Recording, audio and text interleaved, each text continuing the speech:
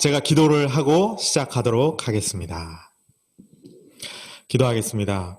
하나님 오늘 하나님께서 말씀하시는 진리를 조금 더 자세히 알아보고자 합니다. 오늘 순전한 기독교 제3부 그리스도의 행동편 우리가 강의를 들을 때에 하나님 우리에게 지혜를 주시고 또 이 모든 말들이 잘 이해될 수 있도록 성령 하나님 함께 알려주시옵소서. 우리는 부족하고 연약해서 우리는 어려운 것, 진리, 인간의 힘으로는 도저히 알 수 없습니다. 오직 하나님께서 도와주실 때만 우리가 알 수 있고 오직 하나님의 힘으로만 우리가 이 모든 것들을 깨닫고 또 우리의 삶 가운데 적용하며 살 수 있는 줄 압니다. 하나님 이 시간 우리를 도와주시고 또 함께 하여 주시옵소서. 예수님의 이름으로 기도드렸습니다. 아멘. 순전한 기독교 C.S. 루이스라고 하는 영국 옥스퍼드 대학교 출신이고요. 제가 간단하게 저자 소개를 하자면은 영국 옥스퍼드 대학교에서 영문학 교수로 평생 동안 재직을 했고 20세기 최고의 변증가, 기독교 변증가로 칭함을 받는 사람입니다. 기독교 신학자가 아니었고 일반 평신도로서 변증을 했어요. 그렇기 때문에 신학계 안에서는 C.S. 루이스가 물론 이제 신학계 안에서도 많은 파장을 일으켰지만 왜 그렇잖아요. 공부한 사람들은 약간 자기네들끼리만 이렇게 하는 거 좋아하고 그래서 그렇긴 한데 명실상부 20세기 복음주의에 가장 지대한 영향을 끼친 인물로 뽑히는 사람입니다. 실제로도 그렇게 평가를 받는 사람이고요. C.S. 루이스는. 그리고 뉴욕 타임즈에서 20세기 최고의 이제 변증가, 20세기에 가장 영향을 끼친 인물로 뽑히기도 했고, 그리고 타임즈에서 선정한 20세기 전체 신학책, 타임즈에 선정한 신학책, 20세기 전체를 지배했던 신학책 중에 1위를 했던 책이 바로 순전한 기독교입니다. Mere Christianity. 라고 하는 순전한 기독교고. 그래서 지금도 이제 영국에는 그 C.S. 루이스 연구회가 아직도 이제 활발하게 진행이 되고 있고 아직까지도 C.S. 루이스에 관한 연구는 계속해서 진행이 되고 있는 그러한 상황입니다. 그래서 굉장히 저의 인생을 바꿨던 책이고 그리고 좋은 책입니다. 그래서 저 같은 경우는 대학생 때 우연히 이 책을 접하고, 이 책의 이제 전개와 내용에 완전히 충격을 받고, 그리고 난 다음에 지금까지, 몇 번을 읽었을지는 제가 잘 모르겠습니다. 세보진 않았지만. 그렇지만, 우리 아내가 있지만, 분명한 거는, 제가 거의 다 외웁니다. 아내가 테스트 해본 적도 있어요. 몇 줄 딱 피고, 뭐라고 돼 있냐. 제가 외워보기도 하고, 우리 그 시간에 대해서 할 때도 그런 적이 있습니다. 그래서 저는 아주 제가 너무너무 사랑하는 책이고 그리고 제가 천국에 간다면은 제일 만나고 싶은 사람 첫 번째 예수님, 그 다음에 두 번째 C.S. 루이스 만나보고 싶습니다. 저는 바울보다 C.S. 루이스 만나보고 싶고. 네, 순전한 기독교 제3부 지금부터 제 강의를 할 텐데 제가 강의할 땐 항상 그래요. 제가 이제 종교 철학을 전공했기 때문에 우리 지도 교수님 수업 방식도 그렇고 철학을 수업하는 모든 거의 대부분의 사람들이 그렇듯이 철학은 끼어들어야 됩니다. 왜냐하면 이해하는 학문이기 때문에 그래요. 순전한 기독교 변증이라고 하는 것은 종교 철학의 한 분과입니다. 그래서 제가 종교 철학을 전공하는 거예요. 네, 변증을 위해서. 그래서 강의를 들으시다가 저는 지금 여러분들이 얼굴이 안 보이고 누가 들어왔는지 모르고 전혀 제가 지금 모르지만 여러분이 말씀하시면 목소리를 제가 들을 수 있거든요. 소리는 저기 켜져 있기 때문에. 그러니까 강의를 듣다가 뭔가 갑자기 궁금한 게 있거나 그러면은 바로 음소거를 해제하시고 저한테 말씀을 해주시면 됩니다. 그럼 제가 듣고 그 다음에 또 대답하고 같이 이야기하고 할 거예요. 오늘 분량도 3부를 전체 다 하기에는 분량이 너무 많아요. 그래서 제가 기독교 덕목 이전까지만 준비를 했습니다. 그래서 충분히 대화하고 질문하고 이야기를 나눌 수 있게 하기 위해서. 그래서 강의를 들으시다가도 질문을 불쑥불쑥 해주셔야 됩니다. 그래야 강의가 더 풍성하고 안 할 말도 제가 더 하고 네 그렇게 진행이 될 겁니다. 그리고 순전한 기독교 제3부 순전한 기독교라고 하는 책 자체는 1부, 2부, 3부, 4부로 진행이 되어 있습니다. 그런데 1부, 2부는 기독교 변증이거든요. 기독교의 신과 기독교의 관점을 변증하는 게 1부, 2부입니다. 그리고 3부에 넘어가서 갑자기 돌연 변증을 해놓고 그리스도인의 행동을 C.S. 루이스가 진행을 합니다. 그리고 나서 4부로 넘어가게 되면 왜 3부에서 C.S. 루이스가 순전한 기독교 그리스도인의 행동을 3부에 집어넣었는지를 알게 됩니다. 왜냐하면 1, 2부는 변증이라 그랬죠? 3부에서 그리스도인의 행동을 합니다. 4부로 넘어가면 신학적으로 저희가 늘 이야기하는 복음을 철저하게 변증합니다. 그러니까 그리스도인의 행동이라고 하는 것은 복음으로 넘어가기 위한 중간 다리 역할로서 C.S. 루이스가 넣어놓고 있습니다. 그래서 사실은 순전한 기독교 전체의 맥락을 이해한 다음에 3부를 볼 때 3부의 내용이 조금 더 텍스트 너머에 있는 의미들이 보이게 됩니다.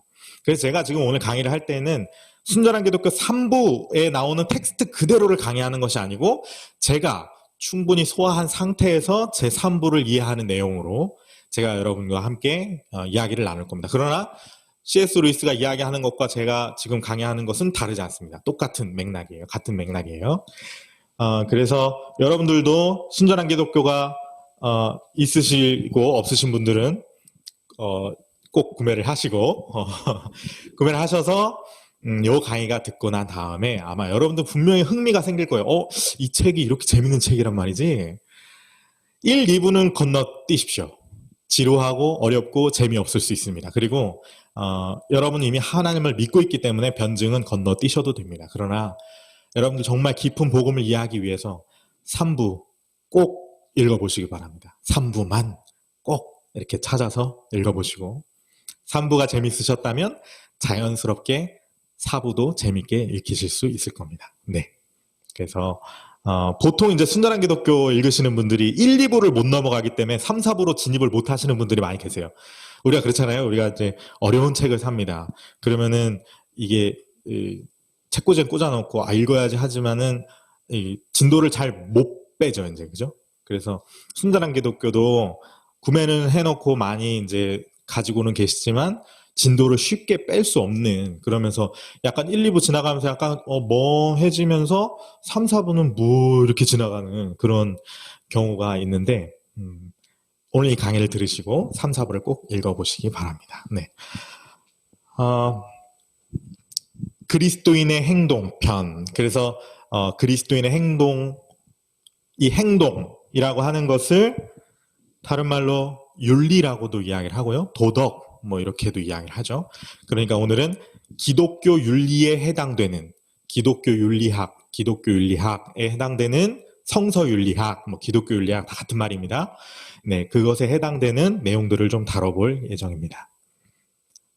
네, 3부 처음에 먼저 C.S. 루이스가 질문을 던집니다. 하나님을 어떤 분이라고 생각하니? 여러분들 하나님은 어떤 분이라고 생각하십니까?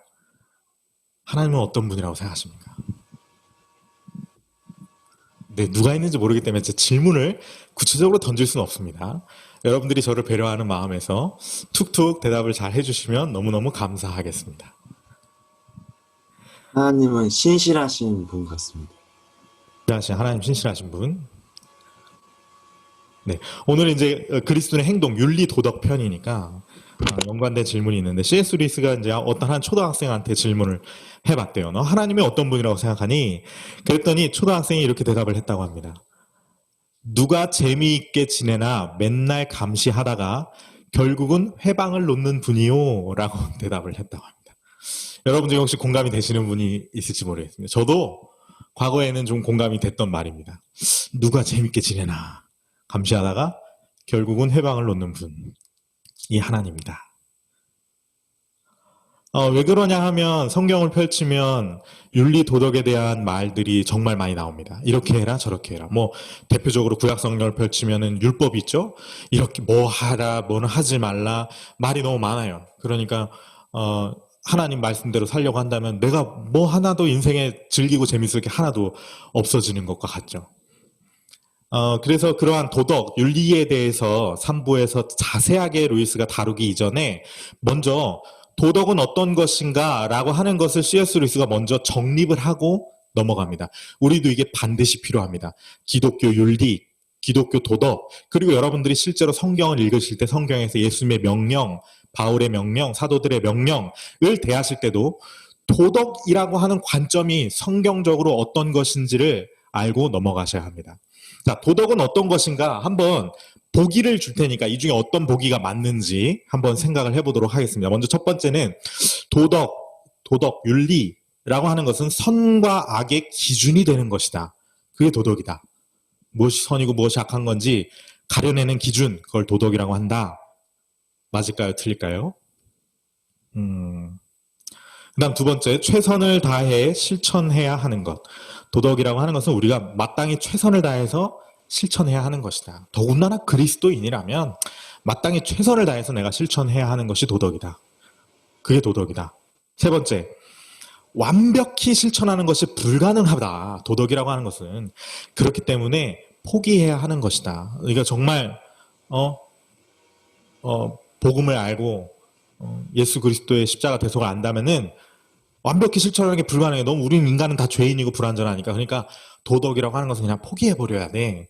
라고 하는 것이 도덕이다. 아니면 도달할 수 없지만 우리가 바라보는 어떤 이상인 거예요. 저 앞에 이상이 있어. 물론 우리는 알아요. 우리는 절대로 그렇게 될 수 없어. 완벽해질 수 없어. 그렇지만 우리는 그 이상을 바라보고 나아가는 거야. 네. 그리고 이제 다섯 번째로 그냥 단순히 인간 사용 설명서다. 인간이 어떻게 살아야 되는지에 대해서 이야기하는 인간 사용 설명서다. 자, 다섯 가지 보기가 있습니다. 어떤 것이 순전한 기독교에서 C.S. 루이스의 대답일까요? 저도 동감하는 대답일까요?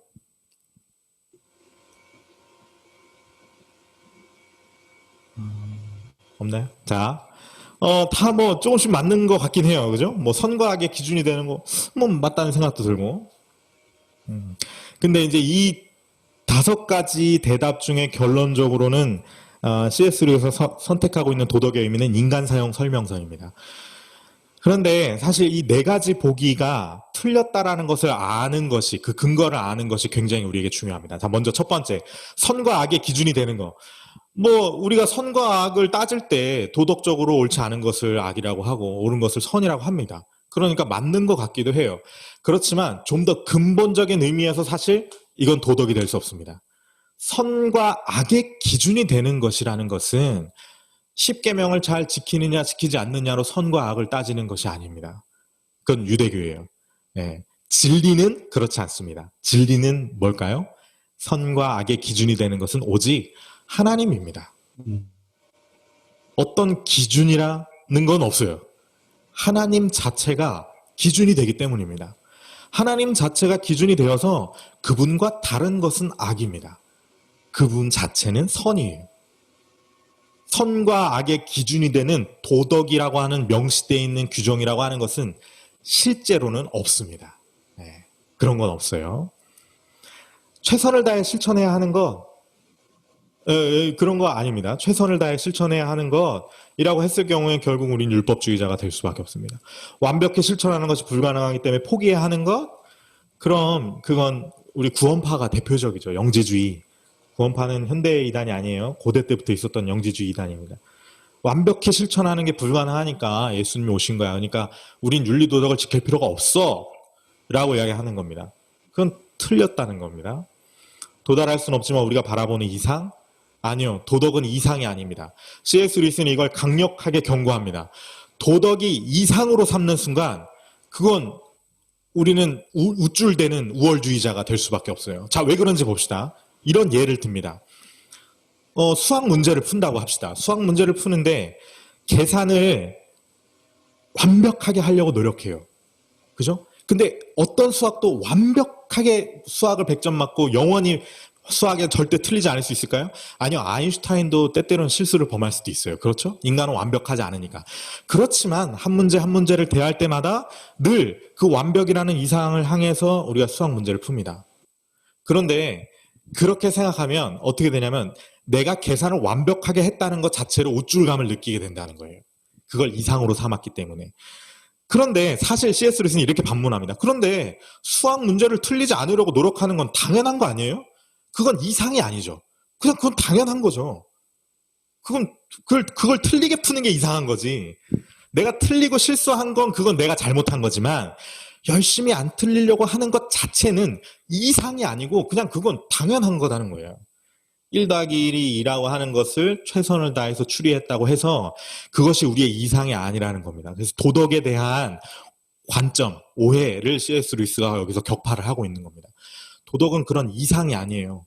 잘했으면 칭찬받고 그것이 우리의 이상, 뭔가 꿈꿔야 될 꽃, 그런 게 도덕이 아니라는 겁니다.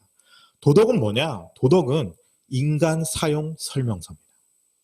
인간 사용 설명서입니다. 무슨 뜻이냐면 우리는 혼자 살지 않습니다. 그리고 하나님이 이 세상을 창조하셨어요. 이 세상에도 도덕 외에도 여러 가지 물리 법칙들이 존재하기도 합니다. 이 세상 자체가 하나님의 창조물이고 그 창조된 세계 안에서 인간들이 서로 부딪히며 살아가고 있기 때문에 우리는 설명서가 필요합니다. 마치 이것과 같아요. 스마트폰을 누군가 열심히 만들었죠. 창조했어요. 그리고 열심히 자기 역할을 기능하면서 팔려서 지금 사용되고 있습니다. 그렇지만 이 스마트폰에도 분명히 사용 설명서가 있죠. 그 사용 설명서를 완벽하게 다 읽고 그 사용 설명서대로 스마트폰을 사용하는 사람은 없어요. 그러니까 그 사용 설명서는 이상이 아니에요. 그렇죠? 그렇지만 사용 설명서는 있습니다. 우리가 언제 보나요? 뭔가 어떻게 해야 될지 모를 때. 그죠? 사용 설명서를 찾아봅니다. 그리고 핸드폰이 뭔가 고장났을 때 사용 설명서를 찾아봅니다. 자동차 운전하시는 분도 동일합니다. 자동차 뭐 엄청 복잡해요. 사용 설명서 이렇게 두꺼워요. 자동차. 글로우박스 안에 들어가 있죠. 평상시엔. 안 봅니다. 그걸 뭐 완벽하게 하려고 그걸 우리가 이상으로 삼지 않아요. 그렇죠? 그렇지만 언제 찾아봅니까? 이거 어떻게 하는 거였지? 모를 때 사용 설명서를 찾아봅니다. 그죠? 그리고 자동차가 뭔가 문제가 있을 때 사용 설명서를 찾아봅니다. 마찬가지로 인간도 이 세계도 창조 세계입니다. 하나님이 만든 세계예요. 그렇기 때문에 이 세상에도 사용 설명서가 있습니다. 네. 그 사용 설명서가 되는 것이 바로 도덕이라고 하는 것입니다. 그러니까 그건 우리의 이상도 아니고 뭐 선과 악의 기준이 되는 것, 최선을 다해 실천해야 하는 것, 그런 것이 아니라는 것을 C.S. 루이스가 언급하고 있습니다. 지금까지 도덕을 그런 식으로 생각했다면 여러분은 아직 기독교의 핵심부로 들어오지 않은 겁니다. 도덕을 선과 악의 기준으로 보는 것, 그리고 최선을 다해 실천해야 하는 것으로 보는 것, 이상으로 보는 사람들, 이런 사람들은 기독교 밖에 많이 있습니다. 자유주의 신학자들, 그리고 또 동양의 종교들, 윤리 도덕을 추구하는 종교들은 도덕을 그렇게 봅니다. 그러나 기독교와 성경은 도덕을 그렇게 보지 않습니다. 도덕은 우리를 선악을 판단하는 그러한 기준이 아닙니다. 여러분, 우리가 예수님을 안 믿으면 지옥 갑니까? 아니면 악을 저지르면 지옥 갑니까? 예수님을 안 믿으면 지옥 가는 거예요. 우리가 딱히 악을 뭐 많이 저질렀다고 해서 지옥을 갑니까? 지옥에 경중이 있습니까? 만약에 우리가 악을 저질러서 지옥을 가야 한다고 한다면 지옥에 경중이 있어야 돼요. 마치 그 우리 신과 함께 영화처럼 너는 지옥에 한 3일 있다가 천국으로 와. 너는 엄청 나쁜 놈이 너는 한 1000년 있어야 되겠다. 이렇게 되는. 근데 그런 게 아니에요. 지옥은 그런 게 아닙니다. 하나님과 다름이라고 하는 거듭나지 못한 존재는 가는 거예요. 하나님과 없는 곳으로, 하나님이 없는 곳으로 가는 거예요. 그게 지옥입니다. 선과 악의 기준이 아닙니다. 도덕은 우리를 심판하는 기준도 아닙니다. 그걸 분명히 여러분들이 알고 가셔야 합니다. 도덕은 우리를 심판하는 기준이 아니고 우리가 이 땅 가운데서 인간과 인간이 부딪혀서 살고자 할 때 어떻게 하면 잘 살 수 있을까를 말해주는 인간 사용 설명서가 도덕이다. 사회적 질서를 위해 문화적으로 생성된 규약이라고 하는 보기도 하나가 더 있었네요. 네, 사회적 질서를 위해 문화적으로 생성된 규약은 뭘까요? 법이죠, 법. 우리 뭐 헌법이나 뭐 아니면 뭐 법. 사회적 질서를 위해 문화적으로 생성된. 그것도 그렇고 이제 이거를 제가 넣어놓은 건 참 이거는 무신론자들이 야 니네 도덕이 왜 있냐라고 말하면은 이렇게 이야기를 해요. 야, 그 진화적으로 우리가 문화적으로 이렇게 생긴 거야 이렇게 얘기를 하는데 기독교는 거기에 반대하죠, 그죠? 네, 그거는 1, 2부에 자세히 나와 있기 때문에 넘어가도록 하겠습니다. 그리고 이제 두 번째로 도덕에 대해서 이야기할 때 우리가 고려해야 될 것이 있다라고 이야기를 하고 여기서 제3부 전체 내용을 이끌어가는 세 가지 기둥을 C.S. 루이스가 언급하게 됩니다. 이 세 가지 기둥을 통해서 기독교의 모든 윤리 도덕들, 기독교 도덕 전체를 형성하는 것을 루이스가 이렇게 기둥을 삼게 됩니다. 그래서 그 기둥을 통해서 다른 모든 것들을 판단하게 돼요. 그래서 이게 3부에서는 굉장히 중요한 얘기이기 때문에 여러분도 잘 들으시고, 여러분도 항상, 이게 어떻게 해야 되지? 헷갈릴 때 이 기준, 세 가지 기준을 생각하면 쉽게 현명하게 판단을 내리실 수 있다는 생각도 듭니다. 먼저 예를 한번 들어보겠습니다. 아까 말했듯이 도덕이라고 하는 것은 뭐라고요? 인간 사용 설명서입니다. 그죠? 인간을 어떻게 사용하는지 설명해 주는 거예요. 인간이 사회를 어떻게 살아가야 되는지, 인간들끼리 사회를 어떻게 잘 해야 되는지 설명서예요.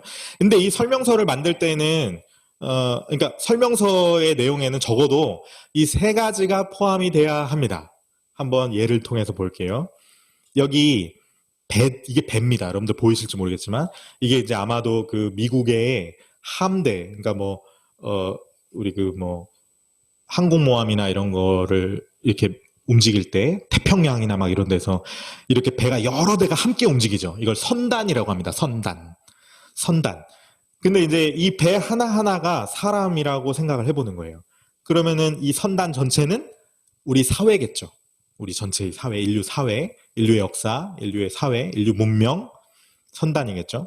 그러면 이 선단이 무사히 잘 이렇게 흘러갈 수 있으려면, 지나갈 수 있으려면, 살 수 있으려면 세 가지가 필요합니다. 먼저 첫 번째로 생각해 볼 수 있는 게 있어요. 첫 번째로 생각해 볼 수 있는 건 서로 부딪히면 안 돼요. 그렇죠? 자, 이렇게 선단을 향해서 가는데 얘랑 얘가 막 이렇게 얘는 일로 가고 얘는 일로 가고 막 서로 충돌해요. 그래서 막 부딪혀서 막 지들끼리 막 다 그러면 안 된다는 거예요. 그죠? 그러면 이 선단 전체는 다 완전히 얼마 안 가서 망해버릴 거예요. 서로 막 부딪히니까. 그죠? 그게 이제 첫 번째로 생각해 볼 겁니다. 그래서 사회적 기준입니다. 이걸 첫 번째 여기다 적어 놓을게요. 첫 번째, 도덕을 이야기할 때 첫 번째로 고려해야 될 건 사회적 기준. 사회적이라고만 적어 놓겠습니다. 자, 근데 이렇게 이야기하고 나니까 한 가지가 이제 자동으로 나오게 됩니다. 지우개가 없네. 자, 우리 그 뒤에 화장지 하나만 갖다 주세요. 지우개. 한 가지가 더 나오게 됩니다. 서로 부딪히면 안 되는데, 그러니까 첫 번째로 이제 사회적인 기준이 생각이 나고, 두 번째로, 그러면 만약에 배가 하나가 고장이 났어요. 고장이 나가지고 키가 막 지 마음대로야. 막 그냥 막 이렇게 갔다가 저리 갔다가 막 왔다리 갔다리 해요. 그러면 얘는 안 부딪힐 수가 있겠습니까? 결국은 가서 부딪힐 거예요. 그죠? 그러니까 안 부딪히고 살려면은 개개인이 이 배 하나하나가 건강해야 합니다. 그죠? 네. 그게 바로 두 번째 기준입니다. 두 번째 기준은 뭐냐? 개인적 기준입니다. 개인적 기준입니다. 일반 윤리, 그러니까 기독교 윤리가 아니고 일반적인 도덕이나 윤리, 인간적인 도덕이나 윤리를 이야기할 때는 여기까지만 이야기합니다. 사회적으로 우리가 어떻게 살아야 되는데, 그리고 개인이 어떻게 하면 잘 살 수 있는데 이게 끝이에요. C.S. 루이스는 진리를 알기 위해서는, 진리를 안다라고 하는 것은 이것만 가지고는 부족하다는 거예요. 자, 여러분 생각해 봅시다. 서로 안 부딪혀요.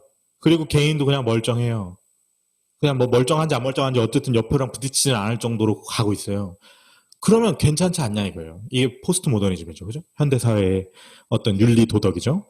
근데 이렇게 생각해 봅시다. C.S. 루이스가 이렇게 질문을 던지는 거예요. 야, 근데 만약에 우리가 그냥 100년만 사는 게 아니고 막 영원히 사는 존재라면은 어떡할 거야? 이렇게 질문합니다.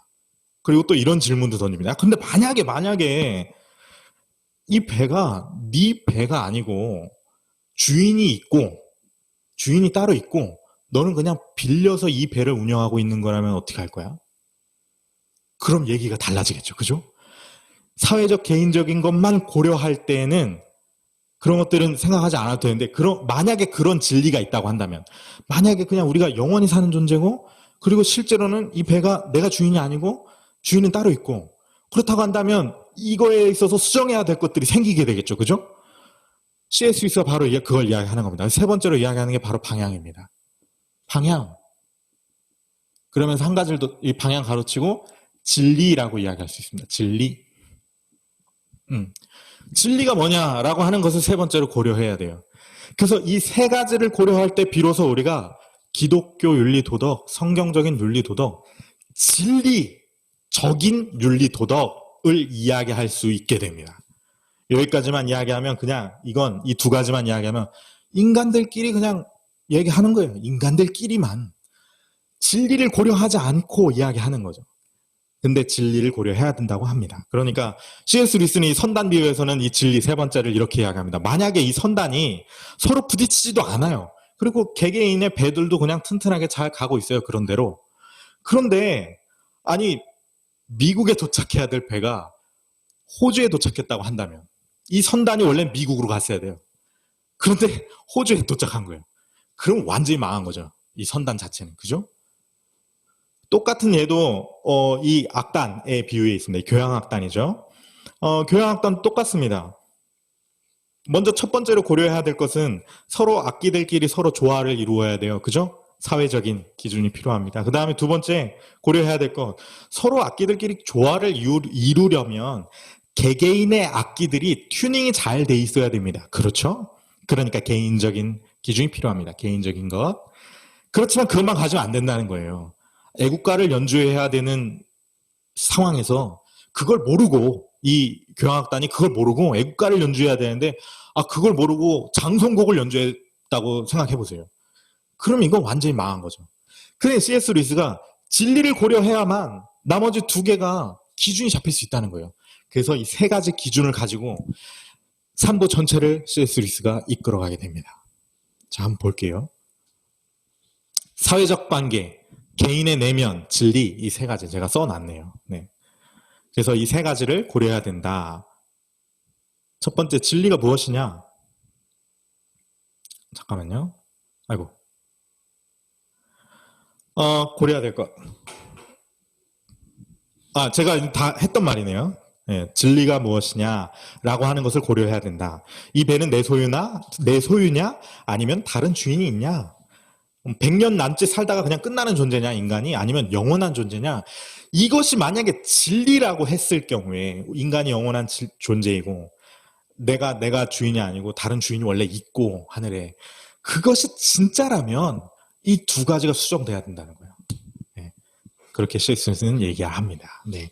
그러면서 이제 도덕에 있는 네 가지 기본 덕목을 이야기를 합니다. 그래서 이 네 가지 기본 덕목이라고 하는 것은 C.S. 루이스가 이게 만들어낸 게 아니고, 이거는 이제 C.S. 루이스도 이제 서양 학자였고 서양 사람이기 때문에 서양 전통으로.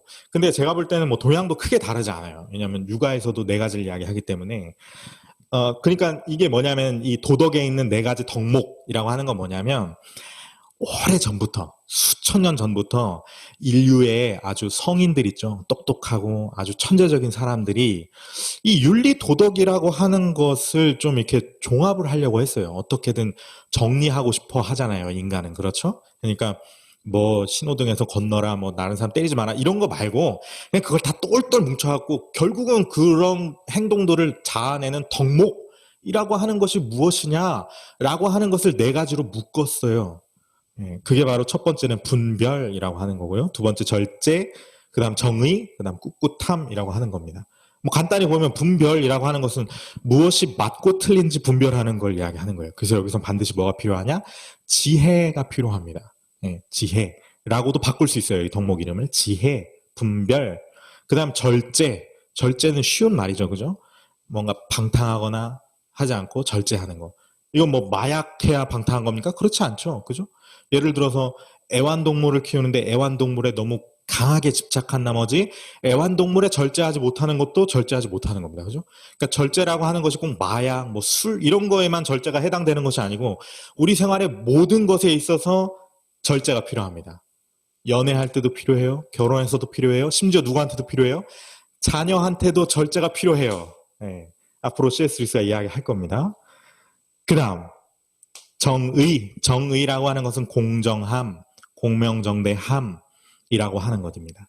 네, 우리 안에 그러한 마음이 있어야 되는 거. 공정한, 공평한이라고 하는 것이 필요하다. 그다음 꿋꿋함이라고 하는 것은 용기라고는 우리가 한국어로 쉽게 이야기를 하는데 용기라는 단어보다는 사실 꿋꿋함이라는 단어가 덕목에는 더 가깝게 번역이 된 것 같아요.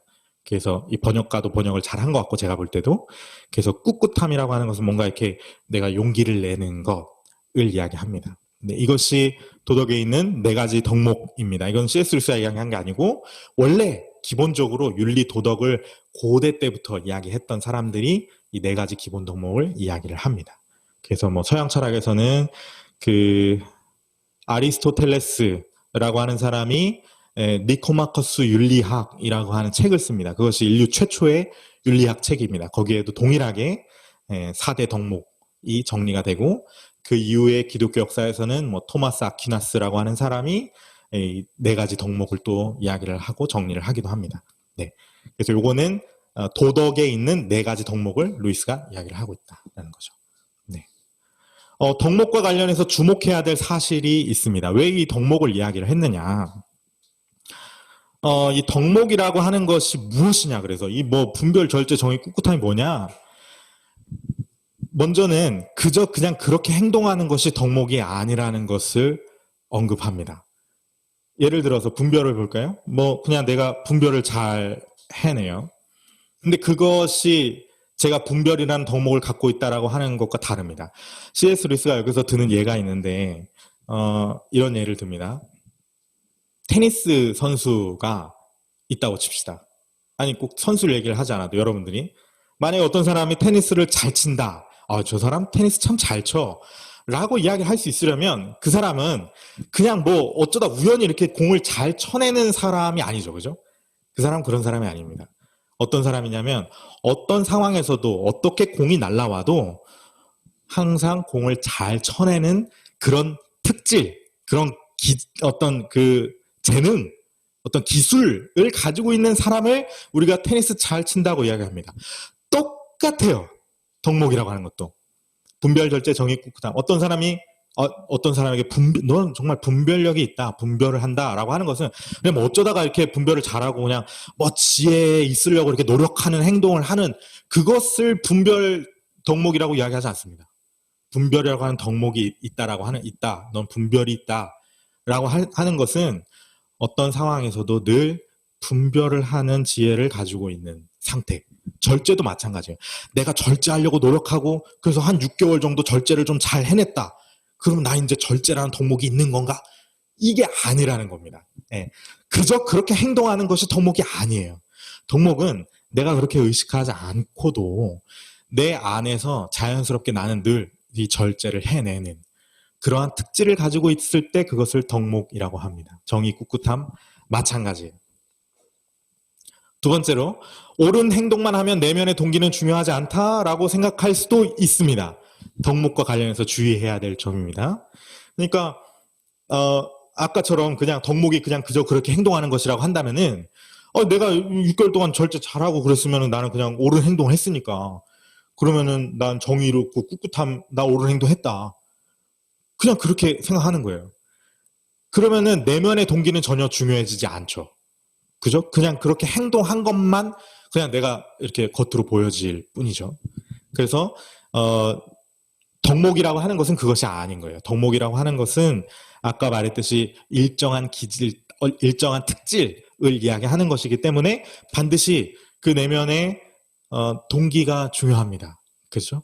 우리 그 내적 사용 연구원에서 이런 말을 하죠. 우리 김선 사모님이 강의할 때도 제가 아카데미 들을 때 그런 이야기를 들으셨는데 학생 2명이 와서 선생님한테 인사를 해도 겉으로 볼 땐 똑같이 인사를 하지만 예의 바르게 인사를 하지만 실제로 그 내면의 동기는 전혀 다를 수 있죠. 그러면 한 아이는 원래 아주 그 관심법을 써서 그 속을 딱 들여다보니까 정말 선생님을 존경하는 마음으로 선생님께 인사를 했고 그렇지만 또 다른 한 아이는 아주 혼날까봐 이 선생님 아주 싫어하고 미워하고 재수없지만 내가 잔소리 들을까봐 예의 갖춰서 인사를 했다. 근데 겉모습으로는 똑같죠. 둘 다 똑같이 예의 바르게 인사를 했습니다. 선생님에게. 그럼 선생님이 이제 그때 그 아이의 겉모습만 보고 아, 너희 두 사람은 정말 예의가 있는 친구들이로구나 라고 하면 하나이는 맞았지만 하나이는 틀렸죠. 그렇게 볼 수 없죠.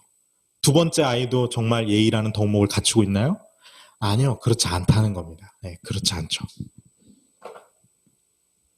세 번째, 규칙을 따르기만 하면 된다라고 오해할 수도 있다는 겁니다. 덕목을 그냥 행동으로만 이야기를 한다면. 그죠? 이것도 아까 그 테니스 예를 들 수가 있습니다. 규칙을 잘 따르는 거. 어떤 테니스 선수가, 자, 저희 아내가 재채기를 했습니다. 저 혼자 있는 게 아니에요. 제 아내가 있습니다. 재채기를 했다는 건 코로나? 네, 농담 한번 해봤습니다. 아니, 웃어주는 사람이 없기 때문에 굉장히 썰렁합니다. 사람이 있어도 안 웃어줄 수도 있는데, 그죠? 자, 규칙을 따르기만 하면 안 된다. 이게 무슨 말이냐면, 여러분 생각해 보세요. 테니스 규칙이 있다고 합시다. 테니스 규칙이 뭐냐? 야, 요렇게 공이 날라오면 요렇게 치면 돼. 요렇게 한다. 여기 규칙이에요. 요것만 잘 지키는 거예요. 이렇게. 무조건 뭐 상황 다 필요 없어요. 공이 좌로 날라오든 우로 날라오든 그냥 요렇게만 치는 사람이 있다고 합시다. 여러분 그 사람 테니스를 잘 치는 사람인가요? 그냥 공이 절로 날아가도 요렇게만 계속 그냥 공이 일로 날아가도 요렇게만 계속 치는 거예요. 규칙은 잘 지켜요. 아주 가르쳐준 그 하나만 잘하네요. 그런데 그 사람은 테니스를 잘 치는 사람이 아니죠. 테니스를 잘 치는 특질을 가지고 있다고 하는 것은 그 상황에 맞게 내가 자유자재로 어떠한 규칙에 얽매이는 것이 아니고 그때그때마다 공을 잘 다양한 방법으로 쳐낼 수 있는 사람이 테니스의 특질을 잘 가지고 있는 사람이죠. 마찬가지입니다. 분별 절제 정의 꿋꿋함. 이건 CS 루이스뿐만이 아니고 일반 사회 윤리학이나 아까 말했듯이 아리스토텔레스 그 니코마코스 윤리학에서도 아리스토텔레스 동일하게 이야기합니다. 덕목이나 도덕이라고 하는 것은 무슨 절대적인 기준이 있어서 그 기준을 잘 지키는 게 도덕적인 게 아니라고. 예를 들어볼까요? 아리스토텔레스는 이런 예도 듭니다. 예를 들어서 용기다. 그냥 무조건 상황에 관계없이 무조건 난 그냥 용기를 내서 막 다 맞섭니까? 앞에 효도로 오는데 그냥 난 용기가 있으니까 내가 싸운다. 그건 용기가 아니죠. 그건 뭐라고 합니까? 만용이죠, 만용. 그건 만용입니다. 그죠? 다른 것도 다 이야기하는데 제가 좀 생각이 안 나는데. 하여튼, 이게, 그래서 이제, 아리스토텔레스는 그걸 중용이라고 이야기를 하기도 하는데, 똑같습니다. 덕목이라고 하는 것은, 여러분들 윤리 도덕을 생각할 때, 자꾸만 구약에 있는 율법 생각해가지고, 무슨 규칙이 이렇게 딱딱딱 정해져서, 그 규칙대로 잘 살면 그것처럼 편한 게 어디 있어요. 그렇지만, 여러분, 그렇게 편하게 살려고 하면 기독교 안에 머물러 있으면 안 됩니다. CS 리스도 이따가도 이야기하는데 나올지 모르겠어요. 제가 적어놨는지 모르겠지만 워낙 방대한 양을 짧은 시간에 해야 돼서 제가 많이 압축을 했습니다. 무슨 얘기를 하냐면 그리스도인이 된다고 하는 것은 여러분들의 모든 삶을 주님께 드린다는 겁니다. 근데 그 말은 뭐냐면 그냥 편하게 이렇게 규칙 잘 지키면서 이렇게 사는 게 아니에요. 그런 게 사실 편하죠. 사실 그게 편해요, 여러분. 규칙 딱딱딱 있어서 그 규칙대로만 이렇게 살고 이슬람이 편합니다. 그러니까 이슬람이. 그건 규칙 딱딱딱 해갖고 하루 5번 절만 하면 천국 가잖아요. 메카 한번 갔다 오고. 그죠? 그게 편하죠. 그렇지만 진리는 그렇지 않습니다. 그리고 실제 테니스 공도 그렇게 날아오지 않습니다. 우리의 삶도 그렇지 않아요. 우리는 늘 랜덤한 세상과 상황 속에 처해 있습니다. 그렇죠? 그게 진짜예요. 그게 실제. 진리도, 기독교 진리도 그러한 랜덤한 상황에서 어떻게 대처해야 되는 것인지에 대해서 이야기해 주는 겁니다. 덕목은 그런 거예요. 네. 자, 그리고 천국에서는 덕목이 필요 없다라는 말도 할 수도 있습니다.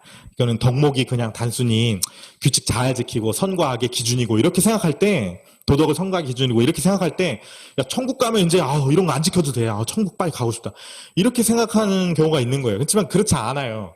덕목이라고 하는 것은 그런 게 아닙니다. 아까 말했듯이 테니스를 일정한 수준으로 잘 치는 기술, 그런 재능을 가지고 있다. 그런 기술을 가지고 있다라고 하는 것은 그것은 이 땅에서만 필요한 게 아니고 천국에 가서도 동일하게 필요합니다. 물론 천국에서는 이 땅에서처럼 유혹, 그리고 우리의 불완전함 이런 것은 다 없어져 버려요. 그렇지만 이 땅에서 필요했던 이 덕목들은 천국에서 또 동일하게 가지고 있게 되는 거예요. 그리고 거기서는 이것이 아주 유혹을 이겨서 우리가 지켜야 될 이런 것이 아니고, 물론 이 땅에서도 마찬가지지만 이 덕목이라고 하는 것은 천국을 더 잘 즐길 수 있게 해주는 우리의 상태를 이야기하는 겁니다. 네. 이해가 되시나요? 천국은 아까 테니스의 예대로 비유를 해보자면, 우리가 유비를 해보자면, 테니스 선수가 테니스 연습을 엄청 해가지고 테니스 특질을 딱 만들어냈다. 그러면서 이거 천국 가면 테니스 안 쳐도 되겠지, 이런 연습 안 해도 되겠지, 이런 거 필요 없겠지 라고 생각했는데 천국 가니까 천국에 테니스가 천국의 취미인 거예요. 뭐 예를 든 겁니다. 그러니까 천국에서도 이 테니스를 잘 치는 특질을 가지고 있다라고 하는 것은 천국을 굉장히 즐겁게 누릴 수 있는 아주 중요한 게 돼버리죠. 만약에 이렇게 생각해 봅시다. 어떤 사람이 야, 테니스 뭐 그렇게 열심히 연습하냐, 천국 가면 그런 거 없는데. 그런데 그 사람 죽고 나니까 천국에도 테니스가 엄청 치는 거예요. 그럼 이 사람 좀 억울하겠죠. 자기는 평생 동안 테니스의 특질을 지니고 살지 않았어요. 그 천국에서는 재밌게 놀 수가 없는 거야. 마치 덕목도 그와 같습니다. 분별절제 정의 꿋꿋함이라고 하는 것은 우리의 특질이 되어야 하는 것입니다. 덕목이라고 하는 것은 그런 것이에요. 근데 이것은 이 땅에서만 필요한 게 아닌 거예요. 이것은 단지 우리가 선하게 살고 잘 살고 하기 위해서 필요한 것이 아니고, 이 덕목이라고 하는 것 자체는 천국에서도 동일하게 우리에게 기쁨을 주고 우리의 행복을 주고 우리가 천국을 더 잘 누릴 수 있게 해주는 아주 중요한 기능들이라고 하는 겁니다. 그런 관점을 견지해야 합니다. 왜? 우리는 한순간 살고 끝나면 죽으면 아무것도 없는 걸 믿는 존재가 아니고, 기독교는, 그죠? 저와 여러분은 우리는 영원히 살 존재입니다. 이 땅에서의 삶은 잠깐인 거예요. 아주 잠깐. 영원히 살 겁니다. 영원히. 네. 그런 관점을 가지고 진행하게 됩니다. 자, 기독교의 덕목은 있지만 법규는 없다. 이것이 이제 제가 계속 얘기했던 거에 한 번 더 반복을 하는 것 같습니다. 자, 덕목은 규칙이 아닌 특질이다 라고 하는 겁니다. 이해를 하셨죠? 충분히. 덕목은 어떤 규칙이 아닌 테니스를 잘 치는 특질이라고 하는 거예요. 수학 천재가 수학 문제를 푸는데 답이 다 다르다? 이것도 아까 제가 얘기했던 거네요. 아까 테니스를 계속 한 방향으로만 친다는 예를 든 건데, 이게 무슨 말이냐면, 수학 천재가 예를 들어서 어떤 문제를 이렇게 푼다고 합시다. 수학 문제 여러 개를 푼다고 합시다. 근데 답이 다 다른 거예요. 그래서 어떤 아주 율법주의자가 가가지고, 야, 너는 왜 답이 다 다르냐? 그 수학 천재가 뭐라고 대답할게요? 어이가 없죠, 수학 천재는. 왜? 야, 문제가 다르니까 답이 다르지. 문제가 다르잖아, 임마. 근데 옆에서 율법주의자는 그게 이해가 안 되는 거야. 야, 문제가 아무리 달라도 임마, 똑같이 임마, 답이 나와야지. 응? 이렇게 얘기하는 거예요. 이해가 되십니까? 덕목은 그런 게 아니에요. 기독교 도덕은 그런 게 아닙니다. 무슨 딱 정해져서 항상 이거 해야 된다. 항상 이래야 된다. 그런 건 없습니다. 네, 그렇게 생각하시면 안 돼요. 그 오해를 깨셔야 됩니다. 성경을 읽으실 때도. 네. 그러니까 당연히 다 답이 다르죠. 그죠? 답은 다 다릅니다. 수학 문제의 답은 하나가 아니에요. 달라요. 네. 테니스 선수가 계속 같은 주법만, 이게 제가 같은 내용입니다. 제가 아까 여기 나온 내용을 미리 했네요. 성경은 정치, 예술, 사회학의 자리를 대신 차지하려 들지 않는다. 이것도 C.S. 루이스가 한 번 더가 아니고 이것 추가로 강조를 하는 건 뭐냐면, 흔히 사람들이 이렇게 이야기를 해요. 야, 성경적으로 봤을 때 그래 우리가 진보를 뽑아야 돼, 보수를 뽑아야 돼? 말해봐. 야, 네 기독교인이라며. 기독교인이 태극기 부대가 돼야 돼, 아니면 촛불 부대가 돼야 돼? 말해봐. 뭐가 맞냐 이거? 뭐가 맞냐? 성경적으로 봐. 근데 그런 건 없는 거예요. 그런 건 없습니다. 성경을 읽으라고 할 뿐 알파벳 글자 하나 알려주지 않습니다. 그렇죠? 성경은 우리가 영원히 살 존재라고 하는 것을 알려주고, 그리고 어떻게 하면 그 영원한 삶에 들어갈 수 있는지에 대해서 알려주고자 하나님이 쓰신 책입니다. 그러니까 성경은 정치책이 아니에요. 무슨 예술책이 아닙니다. 사회학의 책이 아닙니다. 그러면 성경적으로는 우리가 어떻게 정치해야 되는데? 어떻게 사회 경제를 꾸려야 되는데 성경적으로. 기독교인 대답해봐. 기독교인은 대답할 수 있죠. 왜? 이 진리를 알고 있는 사람이 정치인이 됐을 때, 이 진리를 알고 있는 사람이 예술가가 됐을 때, 이 진리를 알고 있는 사람이 사회학자나 경제학자가 됐을 때, 그 사람은 그 진리를 알고 있는 관점에서 그의 올바른 어떠한 태도를 취할 수 있습니다. 그렇지만 그 태도도 일정한가요? 아니죠. 그때 달라요. 또 사람마다도 다를 수 있어요. 왜? 사람마다도 처한 상황이 다 다르니까. 그렇죠? 성경은, 기독교는 어떤 정치가 옳다라고 하는 것을 대답하는 종교가 아닙니다. 그런 사회적 종교가 아니에요. 성경은 이 세상에 미련이 없습니다. 네. 그래서 루이스가 이렇게 이야기를 하는 겁니다. 성경은 정치, 예술, 사회학의 자리를 대신 차지하려 들지 않는다. 그러니까 성경의 윤리학, 기독교 윤리학에서 정치, 예술, 사회학의 기준을 뽑아내려고 하면 안 됩니다. 여러분들이 정말 궁금하시다면, 정말 하나님이 원하시는 정치인이 누굴까 궁금하시다면 여러분이 처한 상황 가운데서 분별하고, 다 지워졌네요. 분별하고 절제하고 정의롭게 꿋꿋하게 판단하세요. 네. 그것이 기독교가 이야기하는, 여러분이 기독교인이니까 기독교인이 이야기하는 정치입니다. 그러니까 그건 사람마다 다 다를 수 있어요. 평화주의자, 기독교인은 무조건 전쟁에 반대해야 되느냐? 루이스는 뒤에서도 제가 여기서는 살짝 뺐는데 그것도 반대합니다. 루이스는 심지어 이렇게까지 이야기합니다. 저는 평화주의자들을 존경합니다. 그러나 그들의 의견에는 전적으로 반대합니다. 네. 평화주의자들 존경합니다. 그렇지만 지금 만약에 북한에 전쟁이 났을 때 이렇게 할 수 있어요. 어떤 사람은 그래, 내가 그리스도인으로서 사람을 살생하지 않고 죽이지 않기 위해서 여기 남아서 내가 평화운동을 해야 되겠다. 오케이, 그것이 너의 마음이라면 오케이. 성경은 오케이, 괜찮아. 그렇지만 또 누구한테는 용기 있게 꿋꿋하게 내가 이 땅의 국민과 민주주의를 지키기 위해서 총을 들고 나의 목숨을 내놓고 전쟁터에 나가서 용기 있게 싸우리라. 그것도 오케이, 그리스도인의 정당한 행동이죠. 그래서 예수님이 백부장을 만났을 때 군인을 그만두라고 이야기하지 않았습니다. 그렇죠? 그리고 기독교는 전통적으로 기사도 정신을 굉장히 중요하게 생각합니다. 그렇죠? 그러니까 그런 무조건 평화를 지지하고 이렇게 해야 된다, 그런 건 없는 거예요.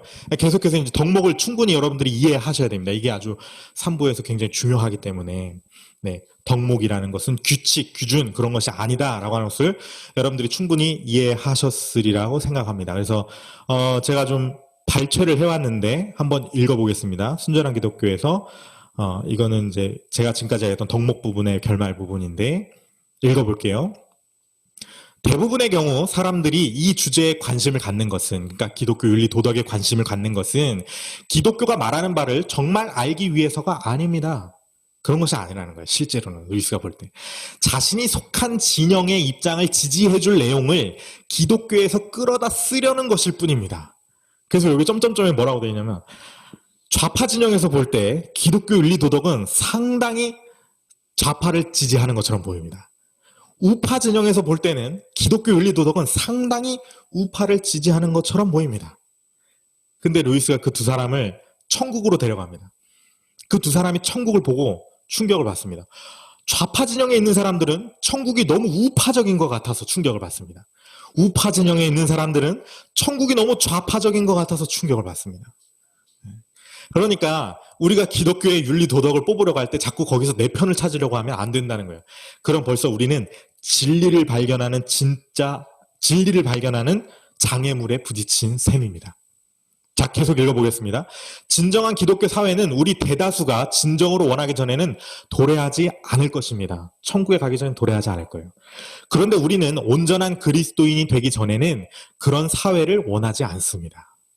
저는 남에게 대접받고 싶은 대로 너희도 남을 대접하라는 말을 입술이 까맣게 타도록 되뇌일 수 있습니다. 그렇지만 내 이웃을 내 몸과 같이 사랑하게 되기 전까지는 그 말을 실천할 수가 없습니다. 그런데 저는 하나님 사랑하기를 배우지 않는 한 내 이웃을 내 몸과 같이 사랑할 수 없습니다.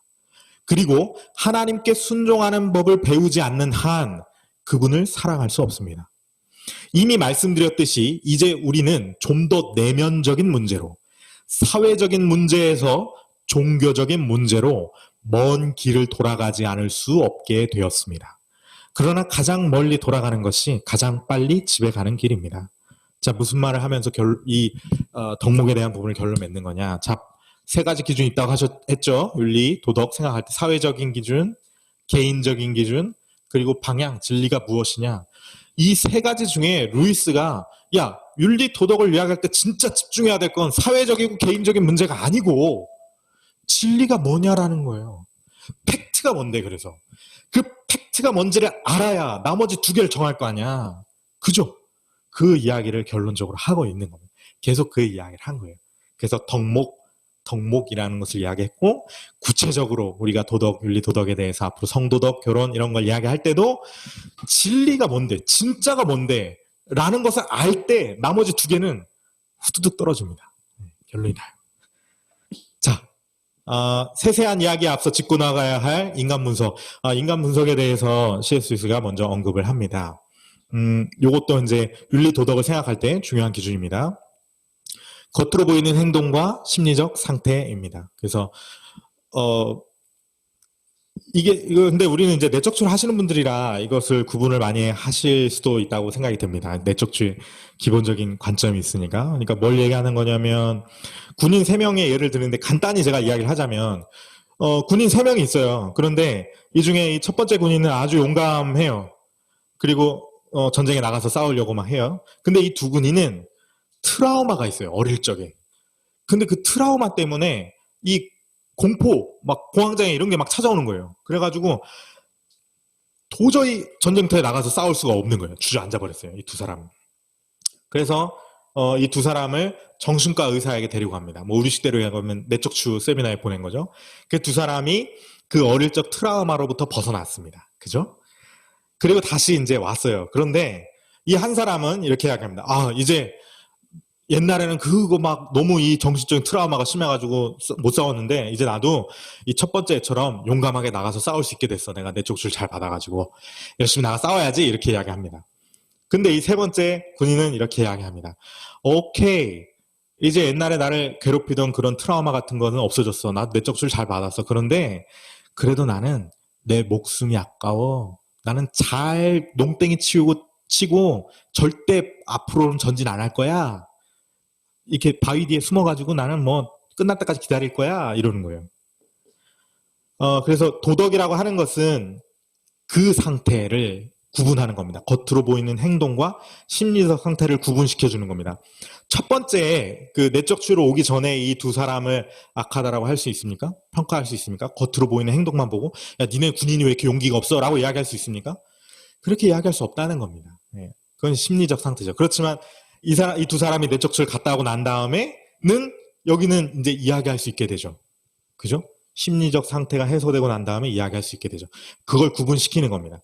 겉으로 보이는 행동만 가지고는 그 사람이 정말 나쁜 사람인지 그 사람 정말 용기가 없는 사람인지 알 수 없다는 걸 루이스가 먼저 언급을 해주는 겁니다. 네.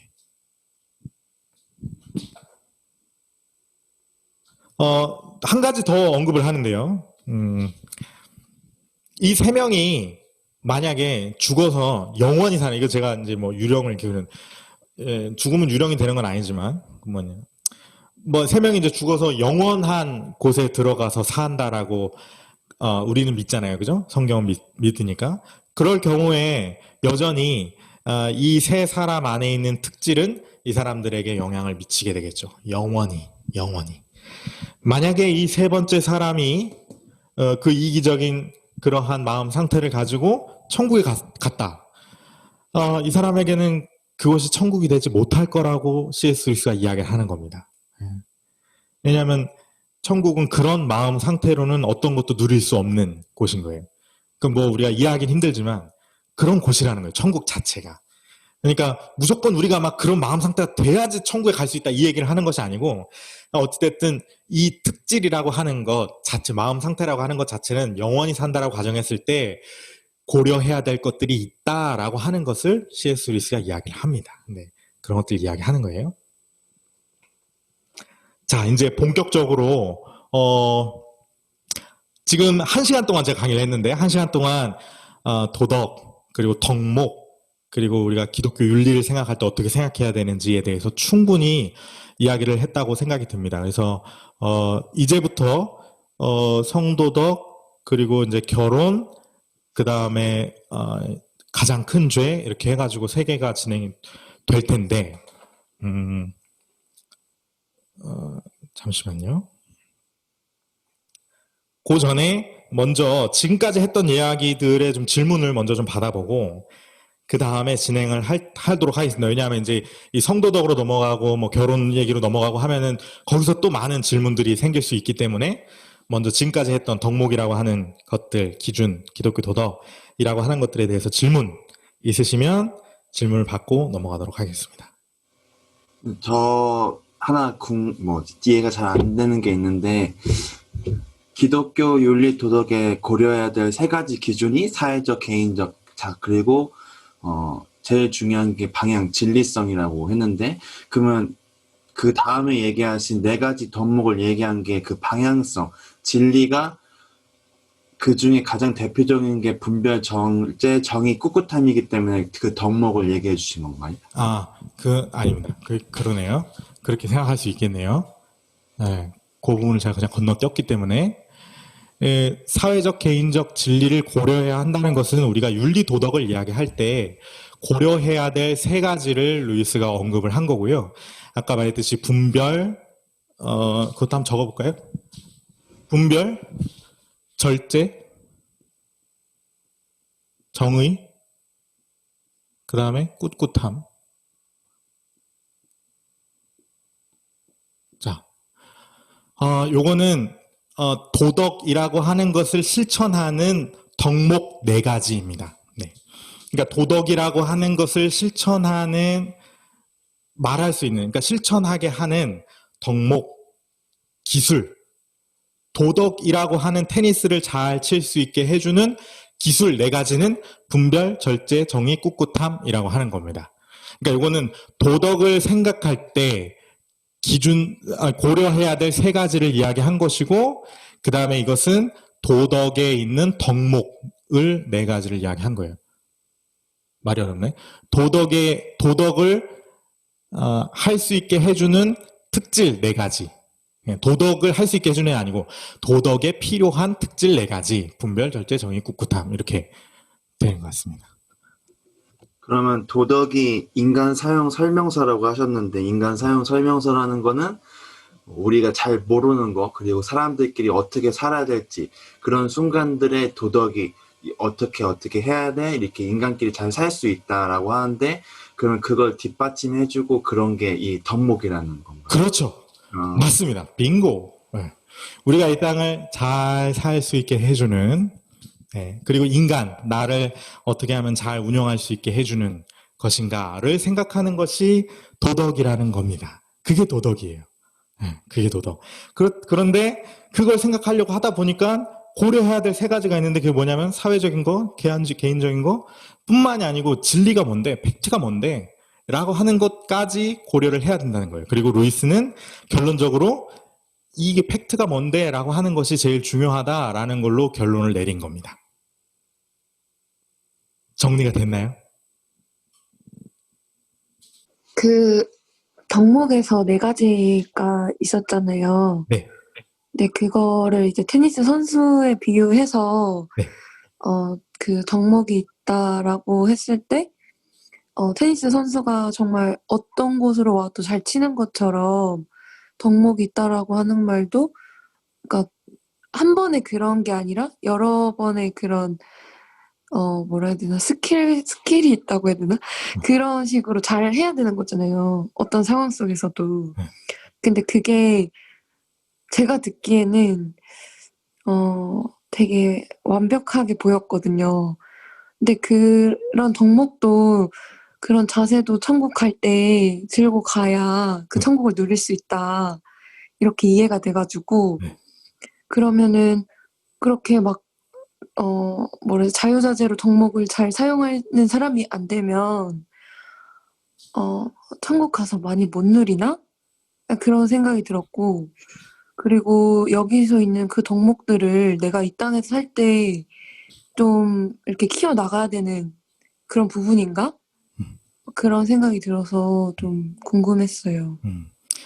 둘 다 맞는 생각입니다. 둘 다 맞는 음, 생각이에요. 네. 덕목이라고 하는 것이 없으면, 근데 이제 제가 생각할 때도 그래요.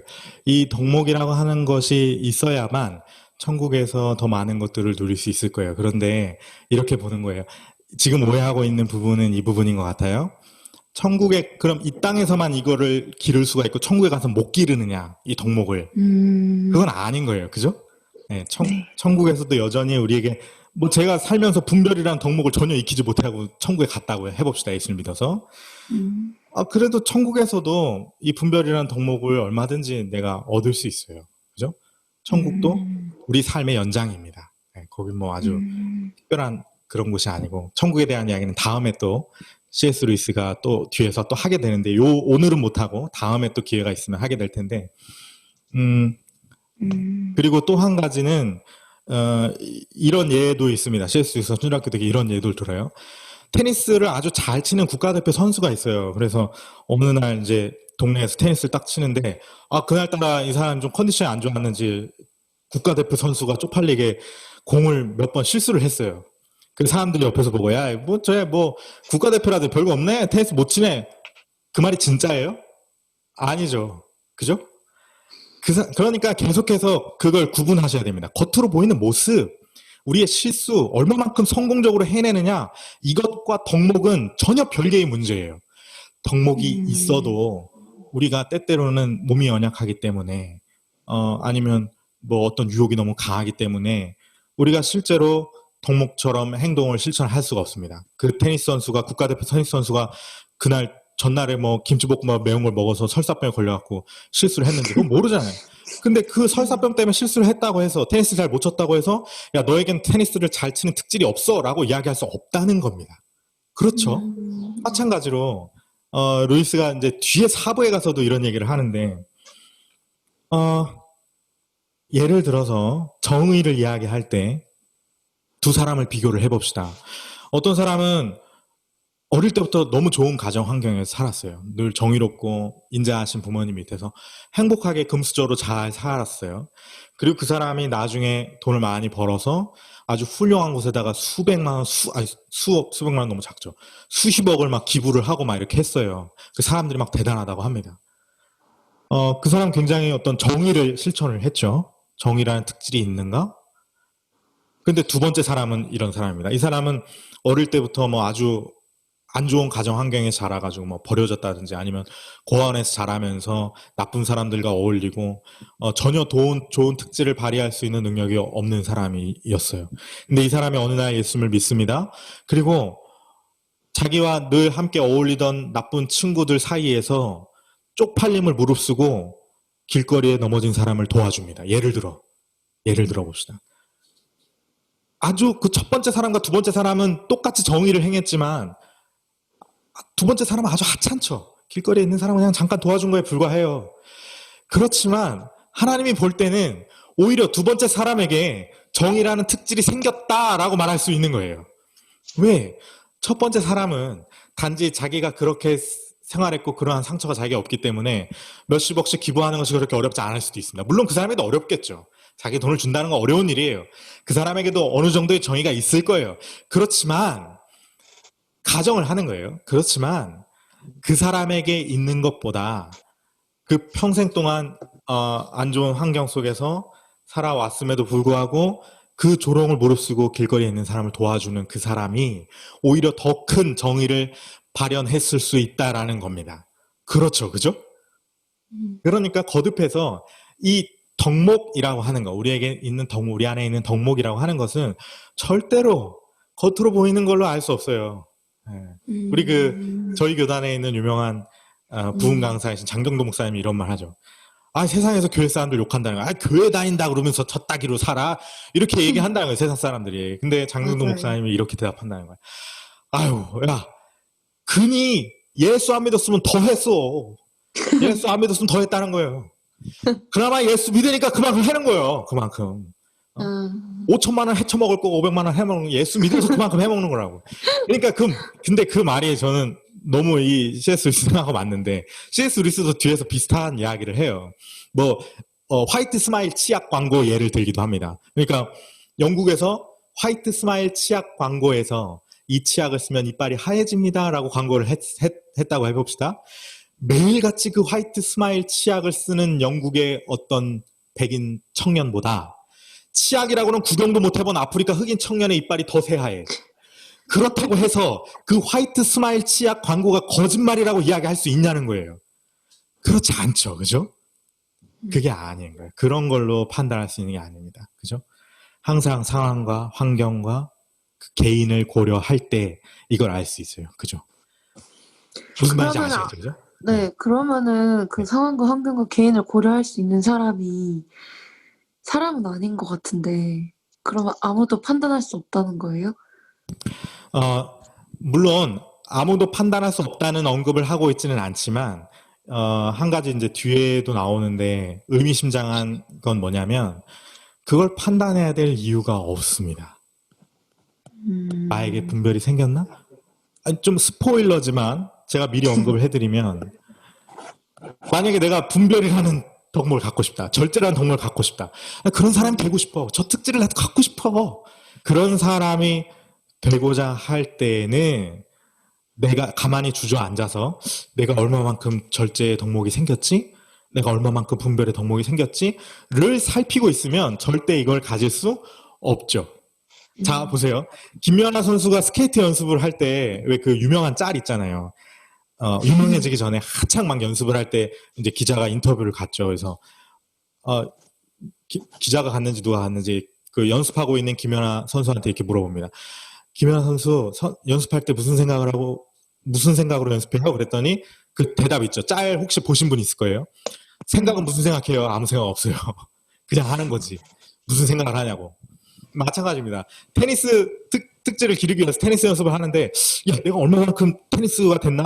한 시간 연습하고 시합 나가가지고 자기 테스트 한번 해보고 그리고 또 1시간 연습하고 야 얼마나 내가 특질이 생겼나 궁금하다. 시합 나가보자. 그래서 시합 나가가지고 또 해보고 이러면 테니스 실력은 늘지 않아요. 그죠?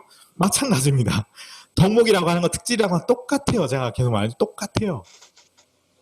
가만히 주저앉아서 내가 얼마만큼 선해졌나? 얼마만큼 내 안에 이 덕목이 생겼나?를 살피게 되면 후퇴합니다. 후퇴. 네. 그럴 필요가 없습니다. 뒤에 더 자세하게 나올 거예요. 그렇게 하면 안 됩니다. 그러니까 그럴 필요가 없습니다. 나에게 저게 있나? 없나? 살필 이유가 전혀 없어요. 네. 없다고 해도 두려워해서도 안 됩니다. 내가 나 테니스 못 쳐서 어떡하지? 두려워하고 있으면 테니스 실력은 늘지 않습니다. 네. 좀 이해가 되시나요?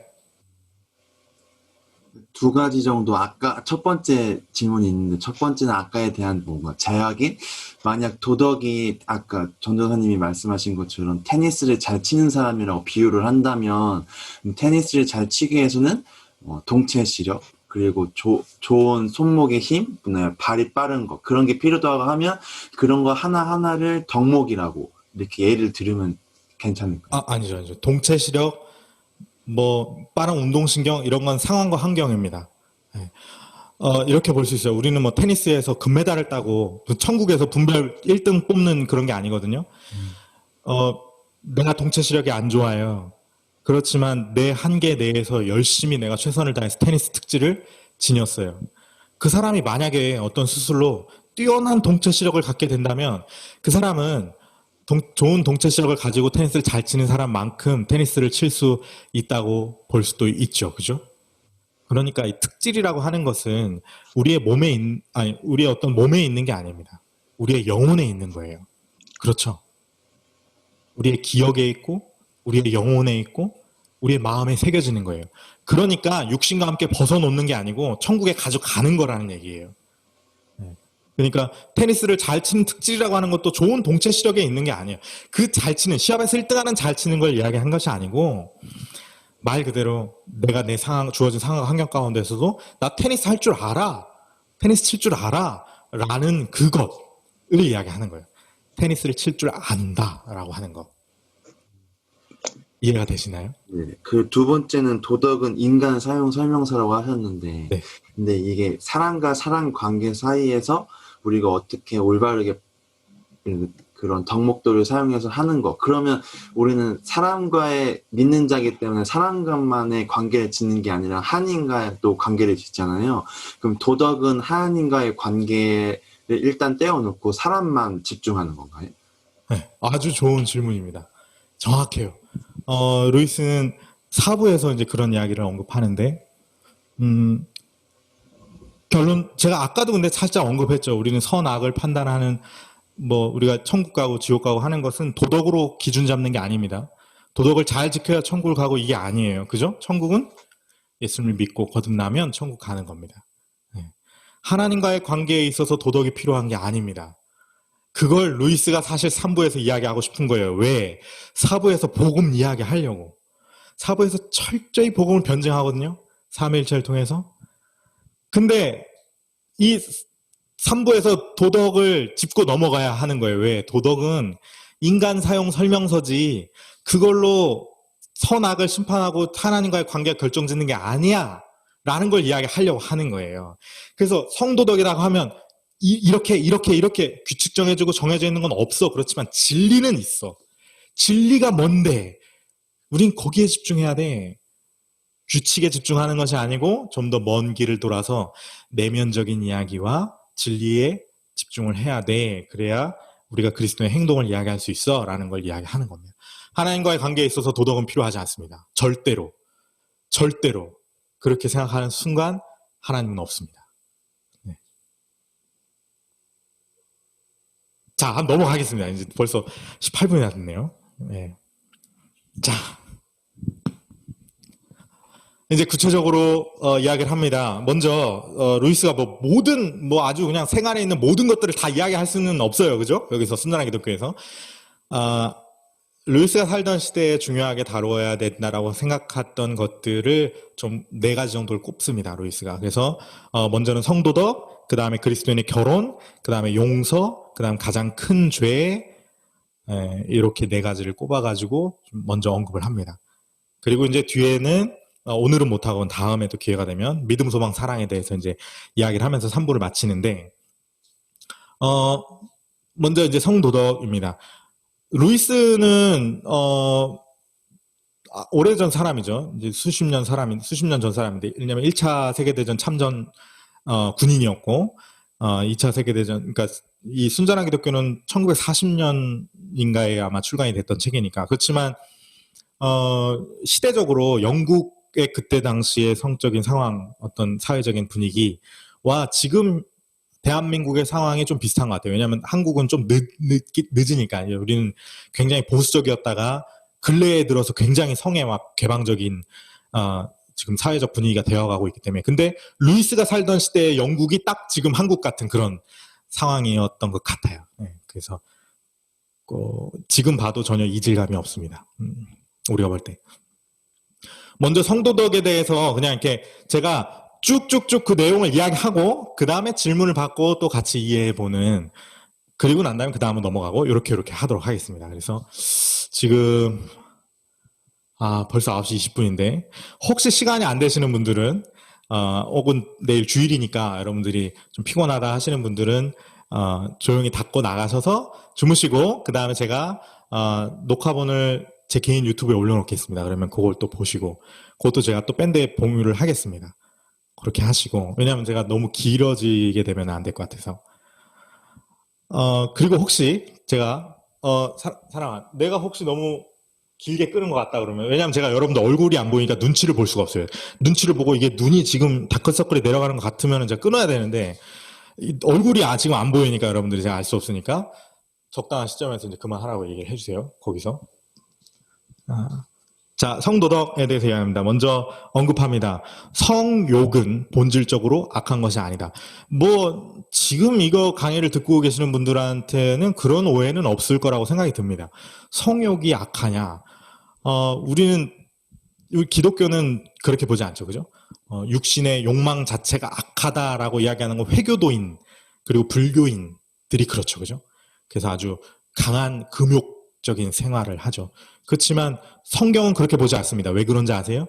성경은 하나님을 창조주, 이 세상을 창조하신 창조주라고 보죠. 예.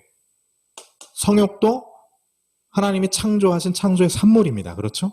그냥 성욕이라고 하는 것 자체는 본질적으로 악한 것이 아닙니다. 근데 생각해 보세요. 너무 이건 사실 현실적으로 맞는 얘기 아니에요. 꼭 기독교 성경을 떠나서라도 아니 우리 다 알고 있잖아요. 요즘 세계는 성욕 없으면은 아기를 어떻게 낳습니까? 그죠? 성욕이 없으면은 네, 그걸 반드시 언급을 하고 있습니다. 루이스가. 두 번째로 엄격하고 까다로운 기준을 지키는 것이 성도덕이 아니라는 이야기를 루이스가 또 언급을 합니다. 엄격하고 까다로운 기준. 그러니까 뭐 아주 루이스가 이야기할 때는 아주 중세 시대, 뭐 빅토리아 시대의 그런 아주 엄격한 기준을 지켜가지고 정절을 뭐 이렇게 하고 뭐 하면 안 되고 이런 기준을 지키는 게 성도덕이 아니라는 거예요. 성도덕의 본질 자체는 그런 게 아니니까 루이스가 이제 언급을 하는 건 뭐냐면 나이 든 사람들이 요새 젊은 애들은 완전히 그냥 뭐 완전 날라리가 돼가지고 성적으로 너무 문란하다. 그렇게 볼 수 없다는 거예요. 아주 뭐 맨날 짧은 치마를 입고 다니고 뭐 완전히 엄청 야한 옷을 입고 다니면 어떤 여자도 굉장히 정숙하고 순결한 여인일 수도 있다는 거예요. 그러니까 그런 과거의 어떤 기준이나 이런 걸 가지고 성도덕이 있다 없다를 판단할 수는 없다는 거예요. 성도덕의 본질은 그런 것이 아니기 때문에 어떤 기준이나 그런 것들이 성도의 본질이 아니기 때문에 그럼 뭐냐? 욕정을 절제하지 않고 부추기려고 예의를 깨는 것이 성도덕에 어긋나는 것이다 라고 정의를 합니다. 그러니까 말했듯이 이제 열제에서 절제가 나오죠. 그죠? 절제. 네. 성욕이 있어요. 하나님은 우리에게 주셨죠. 생육하고 번성하여 땅에 충만하라 주셨어요. 그런데 그걸 절제하지 않고 마구마구 부추기고 그리고 심지어 그것을 부추기려고 뭘 깹니까? 예의를 깨죠. 뭐 배우자에 대한 예의, 뭐 부모님에 대한 예의, 여러 가지 예의를 깨죠. 그럼 벌써 그거는 성도덕에 문란하다라고 하는 것인 거죠. 그죠? 네. 어렵지 않죠. 그죠? 굉장히 쉬워요. 당연하고. 네. 그런데 이제 여기서 진리를 한번 보도록 하겠습니다. 성경은 이렇게 이야기합니다. 결혼해서 배우자에게 전적으로 충실하든지 독신으로 완전히 금욕하라 라고 이야기를 합니다. 자, 근데 성경은 왜 이렇게 엄격하냐? 이 말만 들어오면 갑자기 엄격해졌죠. 그죠? 진리를 봤더니 성경이 결혼해서 배우자에게 전적으로 충실하든지 독신으로 완전히 금욕하라. 지금 시대로 보면 굉장히 엄격하게 보입니다. 그런데 이 진리가 왜 그런지에 대해서 팩트를 한번 보자는 거예요. 팩트. 왜 그러냐? 왜 그러냐? 너무 지금 우리 세상하고는 완전히 이 기준은 다르죠. 요즘 우리 포스트 모더니즘, 지금 우리 신동엽이 이야기하고 있는 그런 성적인 사회는 신동엽, 안영미 이런 애들이 이야기하는 거는 완전히 문란한 그런 아주 이런 거는 뭐 완전히 말도 안 되죠. 그죠?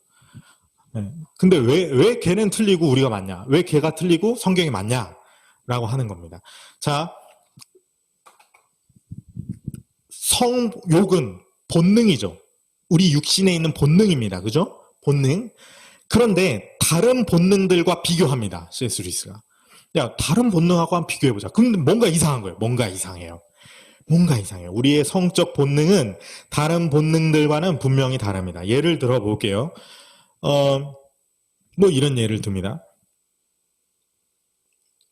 음식 스트립 쇼를 하는데 봤어요. 물론 요즘에 뭐 먹방도 하고 하지만은 막 그 음식을 이렇게 가려놓고 살짝 보여주면서 스트립 쇼를 하는 거예요. 음식 스트립 쇼를 하는데 음식을 주진 않아요. 스트립 쇼만 하는데 막 그 가게가 막 손님이 꽉꽉 차는 거예요. 막 그 사람들이 막 침을 질질 흘리면서 그거 보고 있는 거예요. 하면서 막 그런 식욕을 가지고 있는 사회가 있다고 한다면 여러분들 뭔가 이상하죠. 그죠? 뭔가 이상하죠. 뭐 또 다른 본능이 뭐가 있을까요? 예를 들어서 잠 같은 것도 잠을 보는 걸로 여러분들 만족합니까? 그렇지 않죠. 다른 사람 자는 걸로 여러분들의 잠이 만족이 됩니까? 잠 욕구가? 그리고 또 이런 본능이 또 다른 본능하고 완전히 다르죠. 예를 들어서 이런 것도 달라요. 음식은 식욕, 내가 먹고자 하는 식욕은 한도 끝도 없이 계속 먹을 수가 있나요? 아니면 어느 정도 먹으면은 한동안은 좀 배불러서 못 먹나요? 어느 정도 못 먹죠. 그죠? 배부름이 찾아옵니다. 잠도 마찬가지죠. 계속해서 잘 수는 없죠. 정도가 있습니다. 자연스럽게 절제가 되는 거예요.